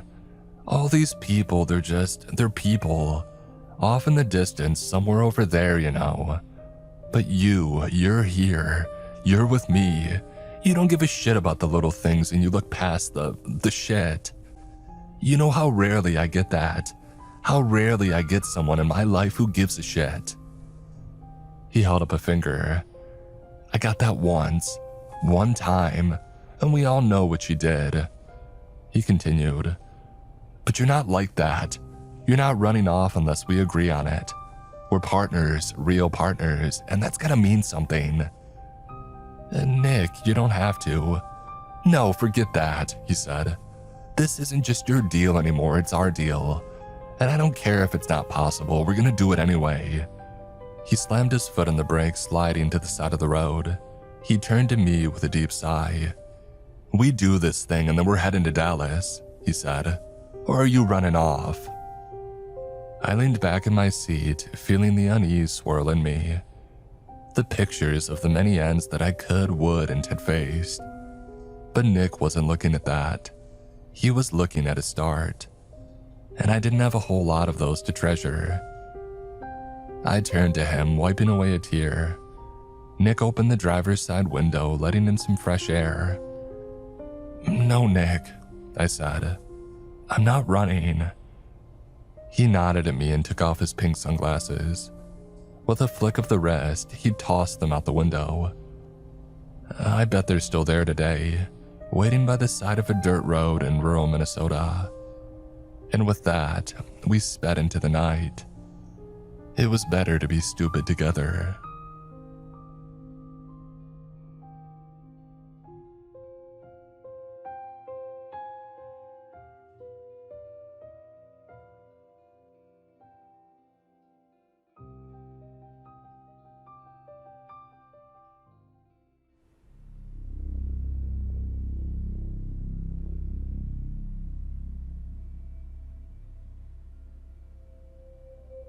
My hometown is in the heart of a national forest, and people go missing out there all the time. Backpackers who overestimate their capabilities or supplies. Teenage campers who fail to respect the dangers of the woods. Day-tripping families who put too much trust in their devices. If it had been any of them who had disappeared, I never would have joined the search and rescue effort. It's not that I didn't care. I was visiting for the first time in almost 10 years and only had 3 days to reconnect with all my old friends. At the time, I wasn't really sure what had kept me away for so long. I used the standard excuses about being busy with work and family obligations, but they weren't entirely true. Sometimes I still had dreams about being in the backseat of my parents' SUV on the morning that we moved, looking out at the rainy hills and feeling somehow certain that I shouldn't come back. It was an odd feeling meeting up with people that I hadn't seen in a decade. I had lived in town until the age of 17 and knew how hard life out here could be. But I was still unprepared to see the ravages of age, obesity, and drug abuse on people whose healthy, happy smiles I still remembered fondly. By the end of the first day, I realized that it was more than the disjunct between my memories and reality that was making me uneasy. People seemed tense around me, on edge, as though they wanted to judge how much I already knew before speaking about certain topics. I wondered miserably whether I was considered an outsider now, or whether perhaps there was something more going on beneath the surface. If Chet Miller had been able to hold his liquor, I might never have discovered the truth. Chet was an old buddy from high school, and I was staying with him during my visit. Each night, the two of us went to shoot pool at Sloan's, a dive bar just off the 2-lane road through town. While I watched him struggle drunkenly with the cue ball, I finally gave voice to what had really been bothering me. Why hadn't my best friend, Daniel Barnes, contacted me at all? Daniel didn't use social media, but it was a small town and I was sure that he knew about my visit all the same. Danny could have at least given me a call, I grumbled, and I downed the rest of my drink. It took me a while to realize that Chet had stopped even pretending to play pool. He leaned on the table and stared at me blearily. "You mean nobody's told you?" I shook my head. I had no idea what he was talking about. "Danny went for a walk last Friday and he hasn't been back since," Chet explained. "He told his ma that he might be gone for a while and that she shouldn't worry. But it's been 4 days now and the old lady's starting to panic. There'll be a search called by tomorrow. You'll see." Everything suddenly made sense. Maybe people had been so guarded because they weren't sure if I had heard about Danny. Maybe they didn't want to ruin my brief stay in town with worries that might turn out to mean nothing. Daniel Barnes had always been an odd character, even for a backwoods place like this one, and it wouldn't be the first time that he had gone into the woods alone. The strangest part of the whole thing was the secrecy. If Danny had just wanted to get away from the world for a little while, why bother telling anyone at all? Why warn his mother not to worry? Maybe I thought uncomfortably. It all really was just a big misunderstanding. Maybe I would wake up to a text from Danny asking when we were going to grab a cold one at Sloan's. At 6 a.m. the following morning, Daniel Barnes was officially declared missing. Sheriff Hopewell announced that teams were being formed to search the forest near the area where his pickup had been found. It was odd to think of Max Hopewell, one of the worst troublemakers in our high school, as law enforcement, but there was no time for that now. I was dialing the number for the volunteer hotline before I even realized that my fingers were moving. This was Danny Barnes, after all. Danny, who I had spent countless hours with during my childhood, playing late-night video games or shooting hoops in each other's driveways. This was Danny who had taken me under his wing years later and helped me overcome my painful teenage awkwardness. I had no doubt that he would have done the same for me. Daniel was an only child and his single mom had always struggled to make ends meet. But if his background had bothered him, he never let it show. He was a star on our high school's basketball team, even if he couldn't splurge on designer shoes or equipment the way that some other boys could. And he had a love for reading that led him to become the top student in Miss Purcell's English class. At the same time, he was the one that we went to if a check engine light came on in one of our old beater cars, or if our parents wanted some firewood split. Daniel wasn't afraid to get his hands dirty to get what he wanted, but it seemed like all he wanted back then was to read his battered library books, hike every trail that he could find, and get laid as often as possible. With his long brown hair and athlete's physique, and Danny had no problem finding a partner. On warm weekends, he would sneak out with his teammates and current girlfriend to camp at hidden spots in the forest. I had no idea how he found those places, but some of my happiest memories involved relaxing around a clifftop bonfire or skinny dipping in a midnight creek with my closest friends. It felt like those days would never end, until they did. Looking back, I suppose our parents knew what we were up to, but they let the whole thing slide. We were just teenagers being teenagers after all, and somehow nobody ever got badly hurt. And drugs and alcohol were involved, but Danny always stayed sober enough to drive us out if things went sideways. His maturity amazed me back then, and I often wondered why he never moved on to something better than this sleepy little town. And now I feared that he never would. The volunteer meeting point was at the same gravel pull-off where Danny's pickup was parked. Sitting there, covered by dead leaves and dust, it looked like some sort of ominous monument. My chest tightened when I recognized the trailhead beyond. This used to be one of our favorite hiking spots. Sheriff Hopewell stood beneath a tarp beside the trail sign, passing out highlighter yellow vests, bottles of water, and plastic whistles. It was a small town and Danny had been well liked. Over 20 people had already shown up to join in the search. I saw Chet wearing sunglasses and grimacing as he sipped coffee from a paper cup. He waved at me, but Sheriff Hopewell had separated us into groups before we had a chance to talk. Since cell reception was almost non-existent in the mountains, each group of 4 volunteers would travel with a walkie-talkie into Sheriff's deputy. In principle, all of the deputies and attendants had search and rescue training, but most of them were out-of-towners who didn't know these hills as well as those who had grown up here. "Aaron?" Somebody gasped behind me. "What are you doing here?" And that voice chilled my blood, and even after all these years, I still recognized it. "Hi, Kaylee." I smiled weakly. Most people I figured had the one that got away. For me, that person was Kaylee Bowden. Unlike a lot of my old acquaintances, she had kept herself fit and her eyes still had the same spark that I remembered from high school. And back then, she had hated my guts. Daniel's too, if I remembered right. I wondered what she was doing here. Before I could ask, the young officer in front of us spoke up. "My name is Deputy Lyle Higgins," he announced. "I want you all to form a line on each side of me. If you lose sight of the person to your right or left, to stop and blow your whistle.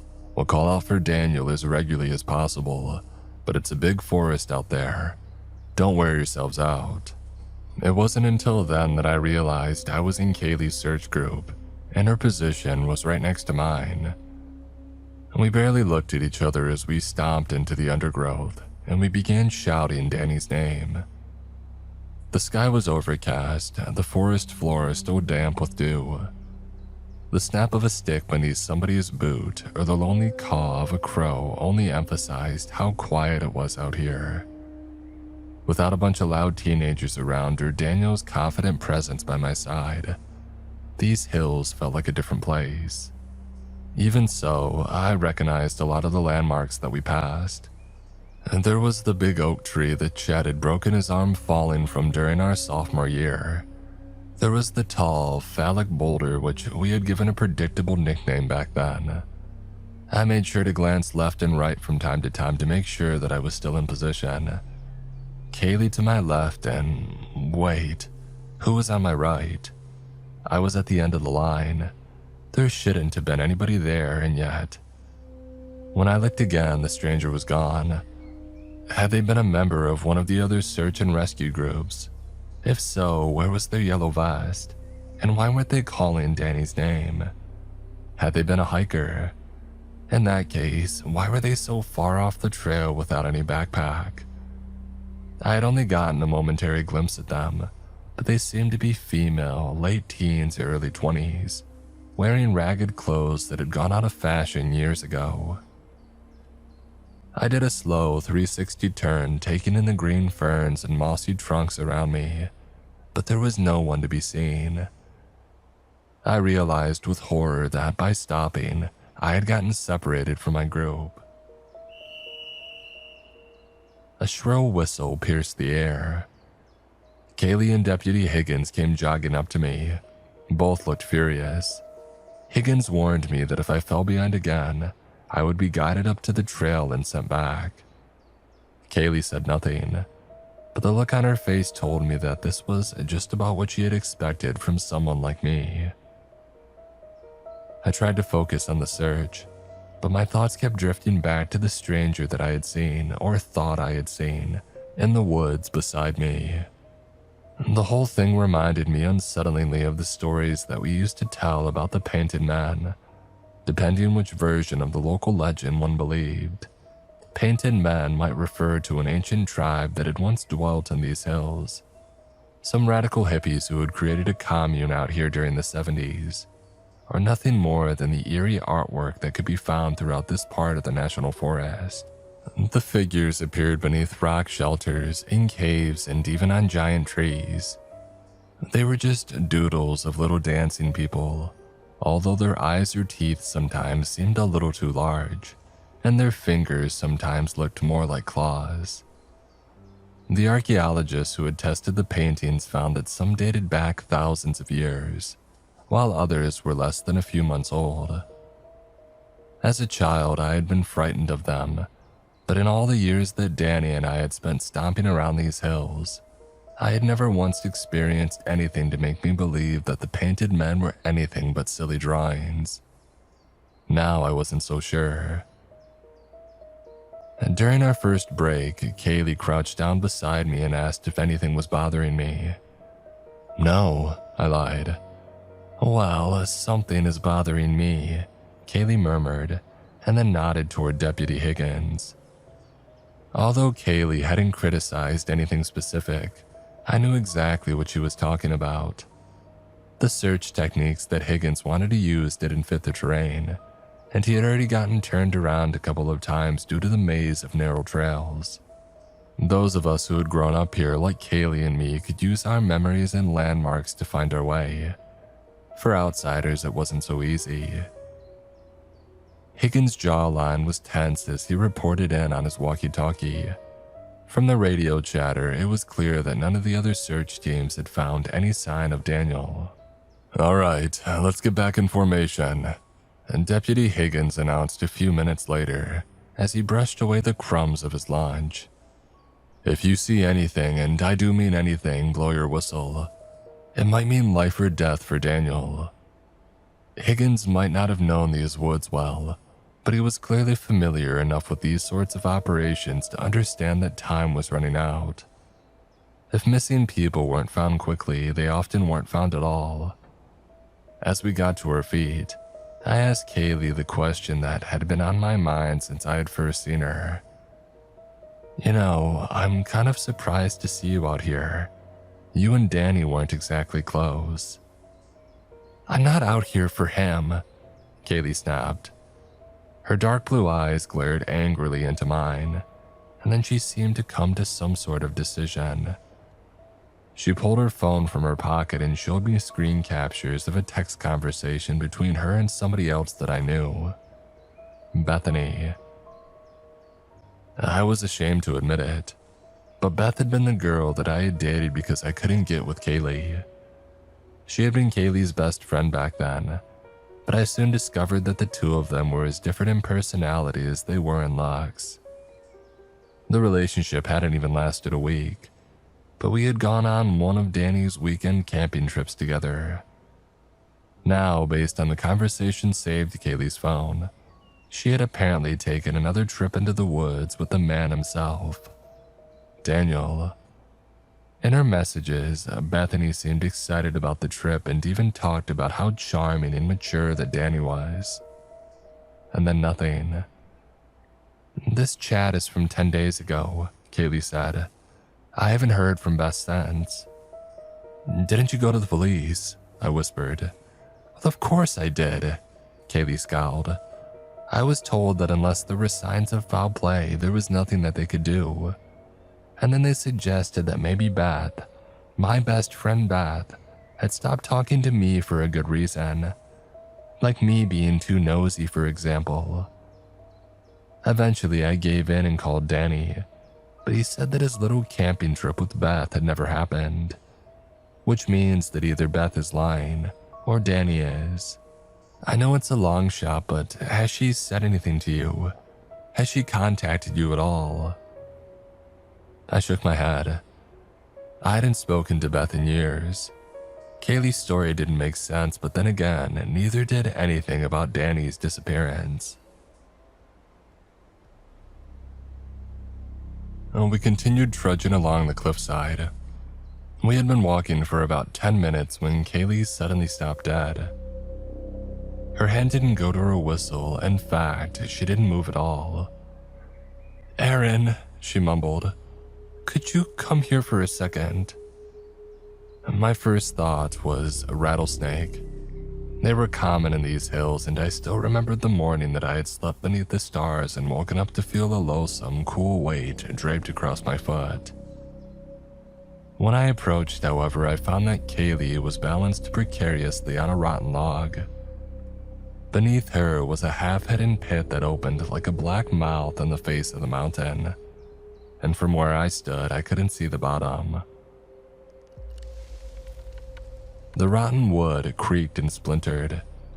I sprang forward, grabbed the straps of Kaylee's backpack, and pulled us both over backwards.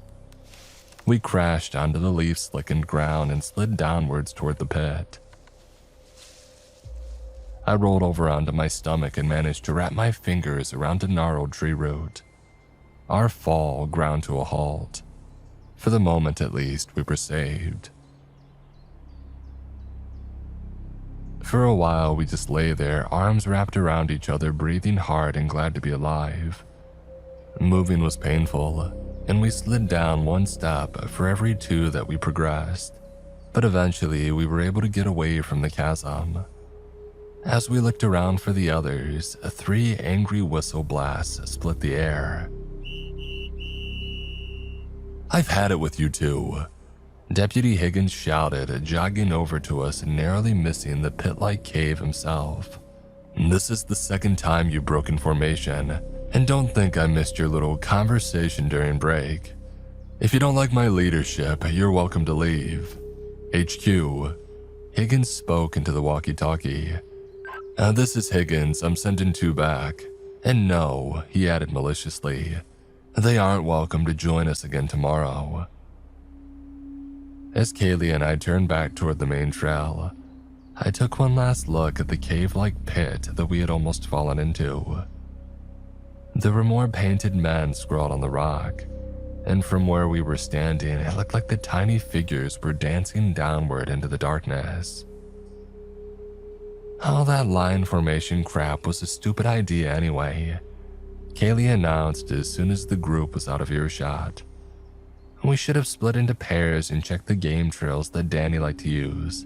You know, like the one that goes down to the jumping rock by the river. I think we ought to start there. How about you? I stared. "What?" Kaylee laughed. "You aren't seriously thinking of giving up, are you? Our friends are out there, and these idiots are searching in the wrong places. Fine, go back if you want, but I'm going to keep looking for Beth." I had no doubt that we'd be in deep trouble for disobeying Deputy Higgins' orders, but I wasn't about to let Kaylee go trapezing around the woods alone. Moreover, the further that we walked, the more that her idea made sense to me. Maybe Danny had taken advantage of the good weather to hike down to one of his secret spots and had gotten himself hurt. If he had, I was confident that he knew enough about survival to have made himself a shelter, created a signal, and stayed put. When Kaylee and I reached the jumping rock, however, all we found were old memories. A few fallen leaves floated on the surface of that deep, slow-flowing water, so dark and still that it looked like black glass. The bend in the river created a sort of rocky beach, and if I squinted my eyes, I could almost still see us diving off the big limestone boulder that towered above it all, shouting and doing flips without a care in the world. Only one thing was different. A sinuous trail wound into the hills behind the jumping rock, one that neither of us had ever seen before. Kaylee and I exchanged a glance, stripped down, and then swam across the stream. The sky overhead was gray, the water colder than I remembered. Had we really splashed and played here, in a stream that was so murky and deep that none of us had ever seen the bottom? At the time, I had barely given it any thought, but now I found myself wondering where all that water came from, and where it went. And we dried off with my baggy sweatshirt before putting on our clothes and boots, which we had held above our heads during the crossing. "This city life must have been good to you," Kaylee commented. "You've changed." "What do you mean?" I asked. "Oh, come on. Danny had a new girl every weekend back then, And you weren't much better. You broke Beth's heart, you know that. There was a house party that night you broke up with her and she got blackout. I spent the whole night holding her hair back in the bathroom and wondering if I should call an ambulance. Wow, I'm sorry, I didn't know. As pathetic as my response sounded, it was the truth. I had figured that the flings that me and Danny had back then were just harmless fun. It made me wonder what else I had misinterpreted, what other warning signs I had overlooked. If it wasn't for how you two had treated Beth, Kaylee went on, I think we actually might have been friends. You were pretty cool for somebody who hung out with Danny anyway. I was glad to be walking behind Kaylee so that she couldn't see me blush. As we had noticed from the other side of the stream, this trail felt literally new. I could see where branches had been broken off and deadfall kicked aside. It looked like a whole tribe of people had been through here recently, but as far as I knew, Danny and a few close friends were the only ones who knew about the rock's existence. We had been walking for about 20 minutes when Kaylee paused and gestured at another series of painted men on the cliff wall beside us. She wrinkled her nose. I wish somebody would lock up these damn graffiti artists and throw away the key. What sort of person wakes up in the morning and decides to scribble on a rock in the middle of the woods? The hair on the back of my neck stood up. My gaze drifted to the top of the cliff, where 4 silent figures stood watching us. They stepped back into the shadows as soon as I had spotted them, but I was almost positive that one of them was the girl that I had seen before. Even after they had gone, my feet felt glued to the ground. I felt cornered and trapped, like a hunted animal waiting to be shot. The simple touch of Kaylee's hand was enough to make me jump. Those weren't searchers, were they? She murmured. I shook my head as the full weight of our predicament began to sink in. The jumping rock was at one of the lowest points in the forest. Most trails followed the ridgelines above. Worst yet, all of the search crews would have assumed we had gone back to HQ, meaning that whatever was out here, we were alone with it. I didn't want to keep following the strange new path, but turning back felt even more dangerous. At least we were headed upwards. If we were lucky, it might even join up with one of the official trails on the clifftop. Kaylee and I had never explicitly agreed on the need to move silently, but we both walked as quietly as possible as we ascended the steep slope. Maybe that was why we were able to surprise the stranger who came crashing through the undergrowth. Unlike us, he ran desperately, careless of where he placed his feet or how much noise he made. And Danny grunted with surprise when he saw us. He looked older, of course he did. A decade had passed after all. But there was more to it than that. The flecks of white in his beard and the dark circles under his eyes gave him a haunted look, as though something had shocked the vitality right out of him. He wore nothing but a ragged pair of white boxers, and didn't appear to have eaten anything in days. I noticed uneasily that beneath the scratches and the mud splatter, his bare skin was spiderwebbed with yellowish purple bruises. What are you two doing here?" Danny mumbled. He glanced nervously over his shoulder. He was acting almost like something was chasing him. Looking for you, of course." I smiled and reached out to give Danny's arm a squeeze. Relief coursed through my veins. We had found him. Everything was going to be all right. Danny swatted my hand away. "You shouldn't be here," he said firmly. "Both of you need to get out of the woods. Now." "Where's Beth?" Kaylee butted in between me and Daniel. Looking at his injuries, I could already imagine what she suspected. They might have been defensive wounds caused by her missing friend. And Danny's reaction wasn't what I expected. He collapsed on the trail and sobbed. It wasn't a cry of pain or sadness. It was born of utter, complete exhaustion. "It's fine. Let me be taken. I deserve it." Danny talked to his hands as though afraid to look either of us in the eye. It was never supposed to get this far. What was never supposed to go this far? Kaylee demanded. All of her attention was focused on Danny, but I was squinting into the pathless undergrowth behind him. Where had he come from anyway?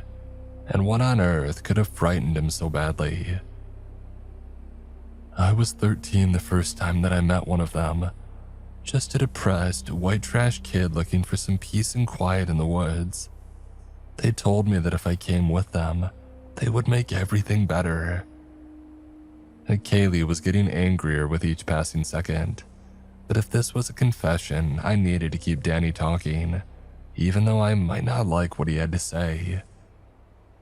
Danny, I began gently, you keep talking about they and them. Who are you talking about? Who did you meet out here? The painted men. It was the last straw for Kaylee. She grabbed Danny by his neck and slammed him to the ground. My best friend is missing. You are the last person she was seen with. And you think this is time to make jokes? As frail as Danny was, I was concerned that Kaylee's anger might do permanent damage. I moved in to separate them, but the look in Danny's eye made me hesitate. It wasn't hurt, angry, or afraid, just distant, as though there was nothing that anyone could do to him anymore. You both grew up here. You remember the stories that we all grew up hearing. When I finally saw one of the painted men in the flesh, it was like, I don't know, magic. I figured that if that part of the legend was true, the rest might be true as well.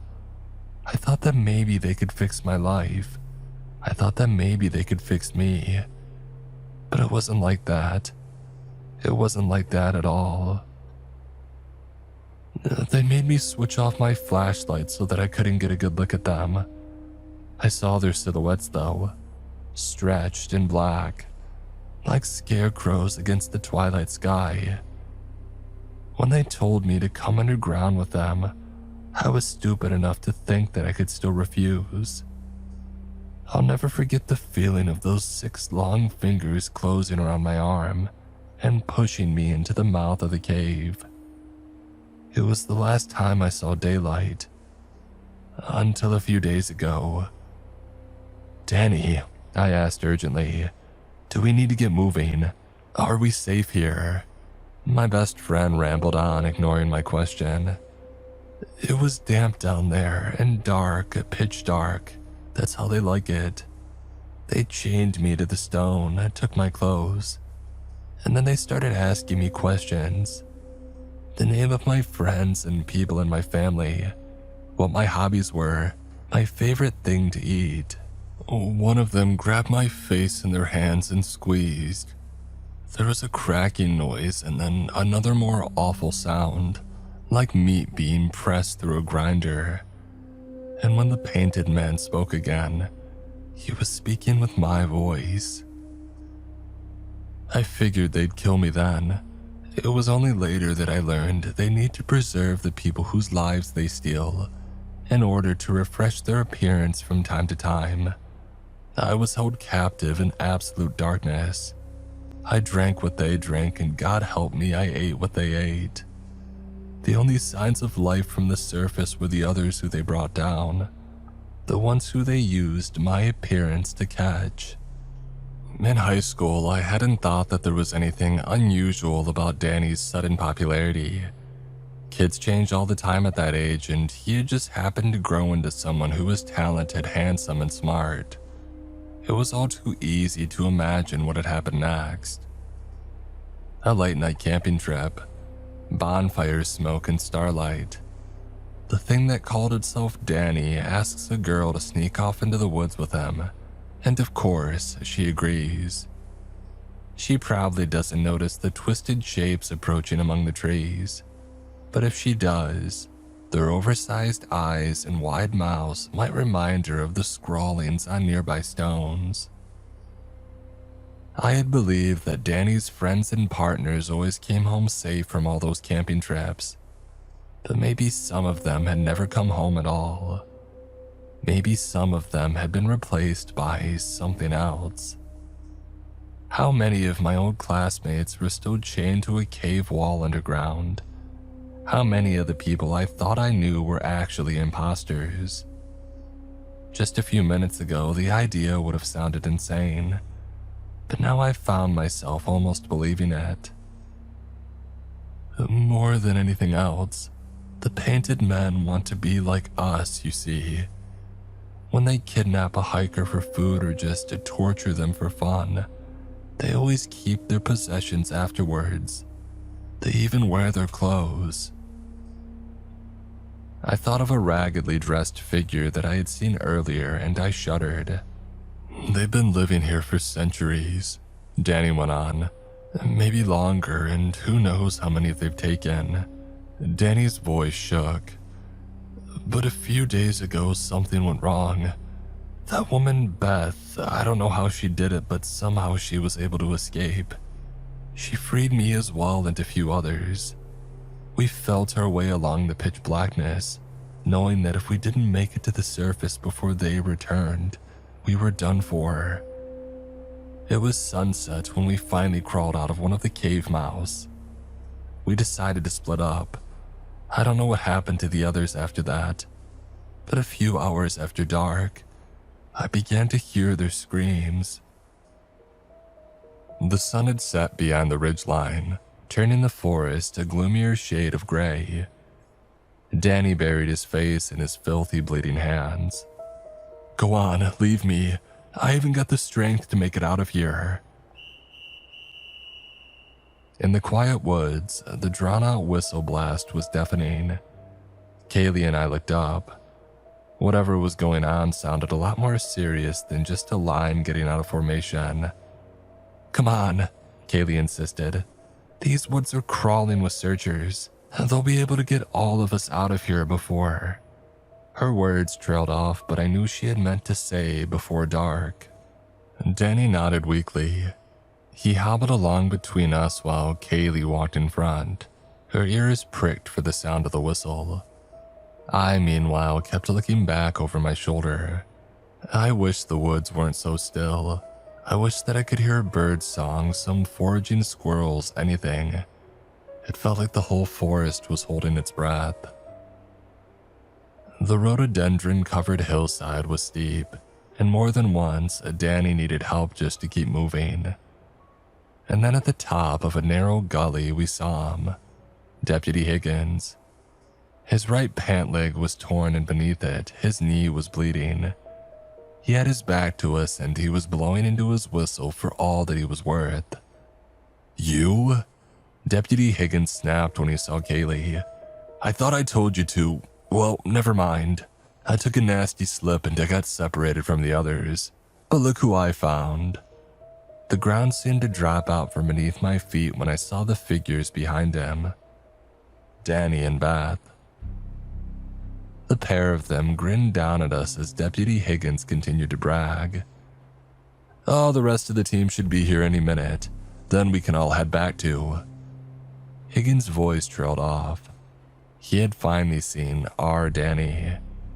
The thing that looked like Daniel Barnes and never stopped smiling as it bent down, picked up a rock and smashed it into the side of Deputy Higgins' skull. He dropped, lifeless, to the ground. Run! Danny hissed desperately behind us. You have to run! He was so scared that he was shaking, but I was making a different calculation. Could I reach and unholster Deputy Higgins' service weapon before the two imposters could stop me? It was now or never. I lunged.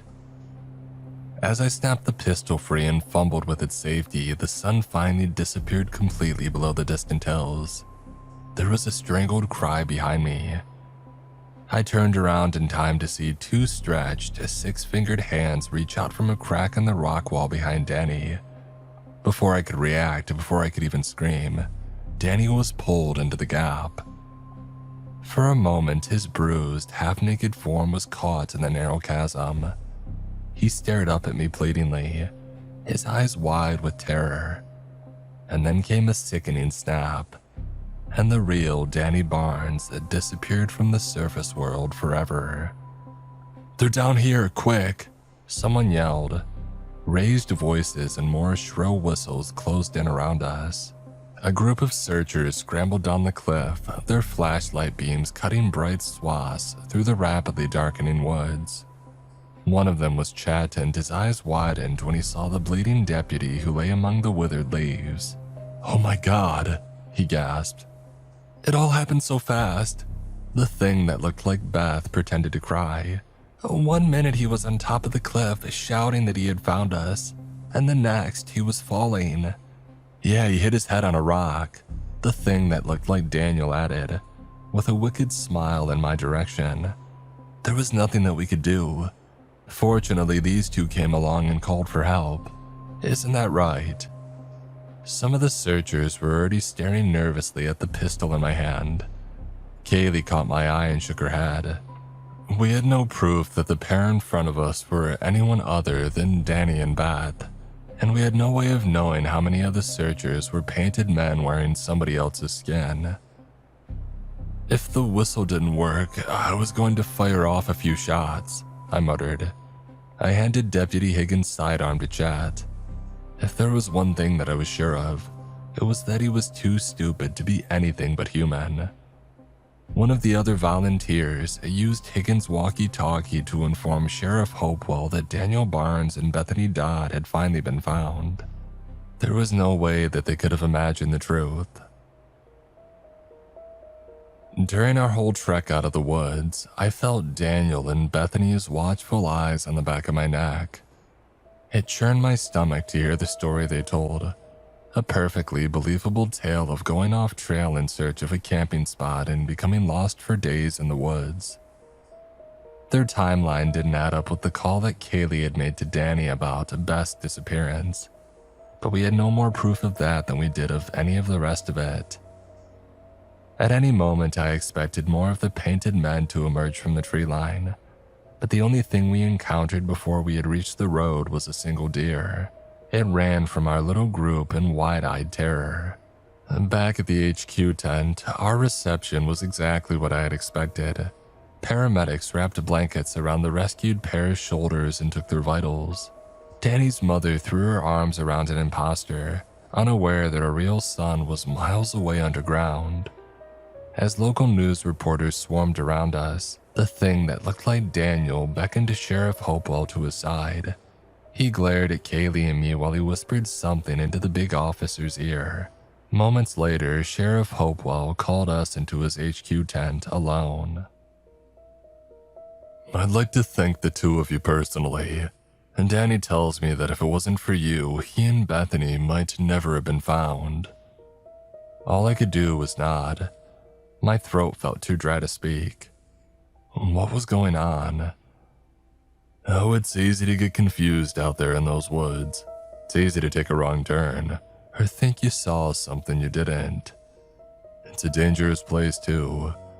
Who knows how many bones are rotting out there in the bottom of some cave." Sheriff Hopewell's hands drifted to the belt around his waist. One came to rest on the holster of his gun. I thought about the Max Hopewell that I knew back in high school. All the pranks he used to pull, all the rules that he had flouted.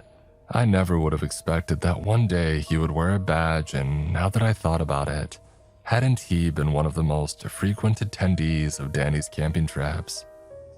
How sure was I that I was standing in front of the same person? Sheriff Hopewell drummed his fingers on his pistol grip.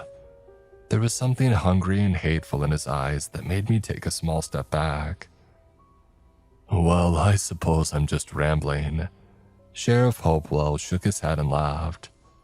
"Hope you enjoy the rest of your stay and don't get into any trouble.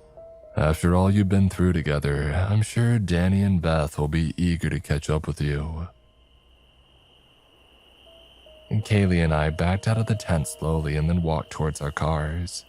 There was something eerie and lonesome about the crunch of our footsteps on the gravel. Don't take this the wrong way, but I don't think either of us should be alone tonight, Kaylee told me as we approached her sedan. I glanced at the crowd behind us. Several of the volunteers remained oddly still in spite of the chaos around them.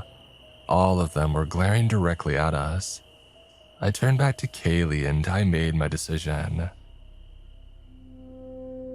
Kaylee lived in one of the only 2 apartment buildings in town, an ugly 6-unit brick structure just off the state highway. The first thing that we did upon arrival was to make sure that all the doors and windows were locked. After that, we heated up some soup and a pizza from the freezer, took a couple of beers out of the fridge, and sat down around Kaylee's rickety kitchen table to discuss our next move. "Your plan was to leave tomorrow," Kaylee reminded me, "and I think that you should stick to that." I started to protest, but she shushed me. "Listen, we've got no proof of what we know, and if we do anything out of the ordinary, all we'll do is draw attention to ourselves. We don't know what these things are or what they're capable of, and unlike you, I have to live here. Please, for my sake, just let it go." Kaylee bowed her head exhausted. "I think I'm gonna go take a shower. And do you want to take one first? Whoever stays out here can keep an eye on things. You see, at this time of night, most of my neighbors are at home asleep, so if you hear any movement in the hallway or see somebody standing outside the windows." I shivered, but I accepted her offer. It felt amazing to scrub off the residue of those woods, even if I couldn't wash away any of the disturbing truths that I had learned. I switched with Kaylee and sat down on the couch facing the windows. As tired as I was too nervous to sit still. I looked around Kaylee's tiny apartment, curious about who she had become during the past 10 years. And there were plenty of framed photos of her volunteering at a 5K race the county organized to promote good health, or handing out water bottles in the wake of the disastrous mudslide a few years back. Kaylee hadn't been much of a reader, but now her shelves were filled with books. One of them had been taken out and left on the coffee table, an album from our time in school. I readjusted myself on the sagging couch and leafed through it to kill some time. Most of the photos I recognized. Kaylee and I may not have been close, but it was a small town. We shared a lot of the same friends, and there were only a few people we knew who took any pictures worth keeping. There were, however, a couple that were new to me. One showed Kaylee the summer before her freshman year, backpack on her back, sweater tied around her waist, and a wide smile on her face. Her arm was around the shoulder of the boy beside her, who I also recognized. It was Daniel or something that looked like him. A wave of fear swept over me, although I couldn't have said why. The 2 of them were only 14, too young for those now sinister-seeming camping trips, and there were all sorts of other reasons why they might have been in the woods together. A church-sponsored day hike, family excursions. They looked so close in the photo. Was it during one of those trips that Kaylee had first begun to suspect that something was wrong with Daniel? Or had he even? No, the idea made my blood run cold. Kaylee couldn't be one of them, unless, wouldn't it have made sense to create an enemy figure for Daniel so anyone who suspected him would confide in them first? The water was still running in the bathroom. I stood to check the windows for a second time, but froze when I felt hands on my neck. "You haven't told anyone about this, have you?" Kaylee asked in a sultry voice as she massaged me. No," I admitted uneasily. "Why?"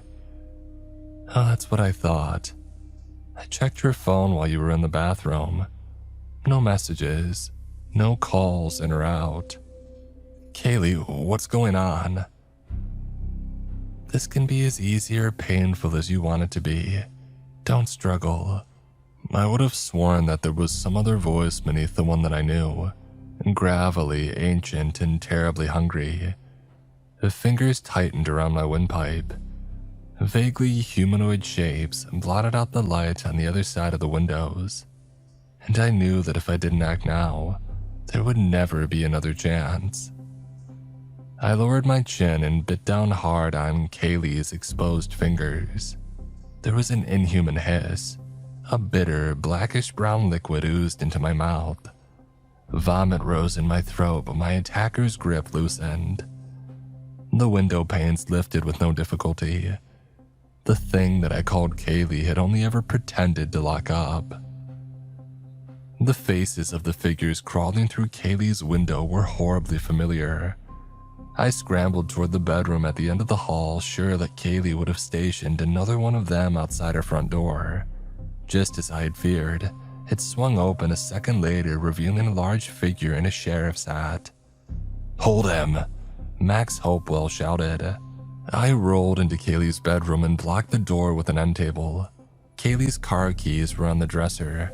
I grabbed them, flung open a window, and leapt out onto the dewy grass. As I sprinted, I heard running footsteps behind me. I had a head start, but they were faster than I was. Faster than should have been possible.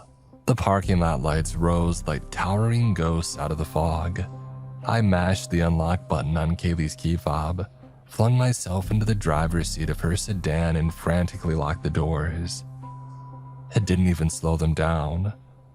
I was still trying to jam the key into the ignition when Sheriff Hopewell's nightstick smashed through the window. With his free hand, he reached through the shattered glass and gripped my hair. What terrified me the most was the serene, almost pleasant expression on his face, as though he were watching a beautiful sunset rather than dragging a screaming stranger out of a vehicle. The engine finally turned over. Half in and half out of Kaylee's car, I shifted into reverse and stepped on the gas. I rocketed backwards and crashed into another vehicle. The impact had knocked Sheriff Hopewell off of me, but Kaylee and the others were already climbing spider-like onto the car. I spun the wheel frantically and then accelerated. Someone or something fell off of the windshield and cracked gruesomely beneath the tires. The last of my attackers flew free as I bumped across the green space and onto the lonely two-lane road that led out of town. In the cracked rearview mirror, I could see them rising to their feet, their silhouettes inky black against the parking lot lights, reminded me of the paintings on weathered stone. It was the last that I saw of my hometown. I abandoned Kaylee's car in the parking lot of a bus station in the nearest city, and I bought a one-way ticket back to my life. My real, boring, humdrum life that had nothing to do with horrors that can change their shape or narrow places underground. Sometimes, though, I still think about my old classmates. I wonder whether I should have purchased a rifle and gone into the caves, guns a-blazing, to save what was left of the people that I once knew. It wasn't cowardice that stopped me, or at least it wasn't only cowardice. Was it possible, I wondered, for one of the painted men to become so involved in their disguise, so dedicated to their role that they forgot what they really were? If I went into those caves, wasn't it possible that I might find myself chained to the stone?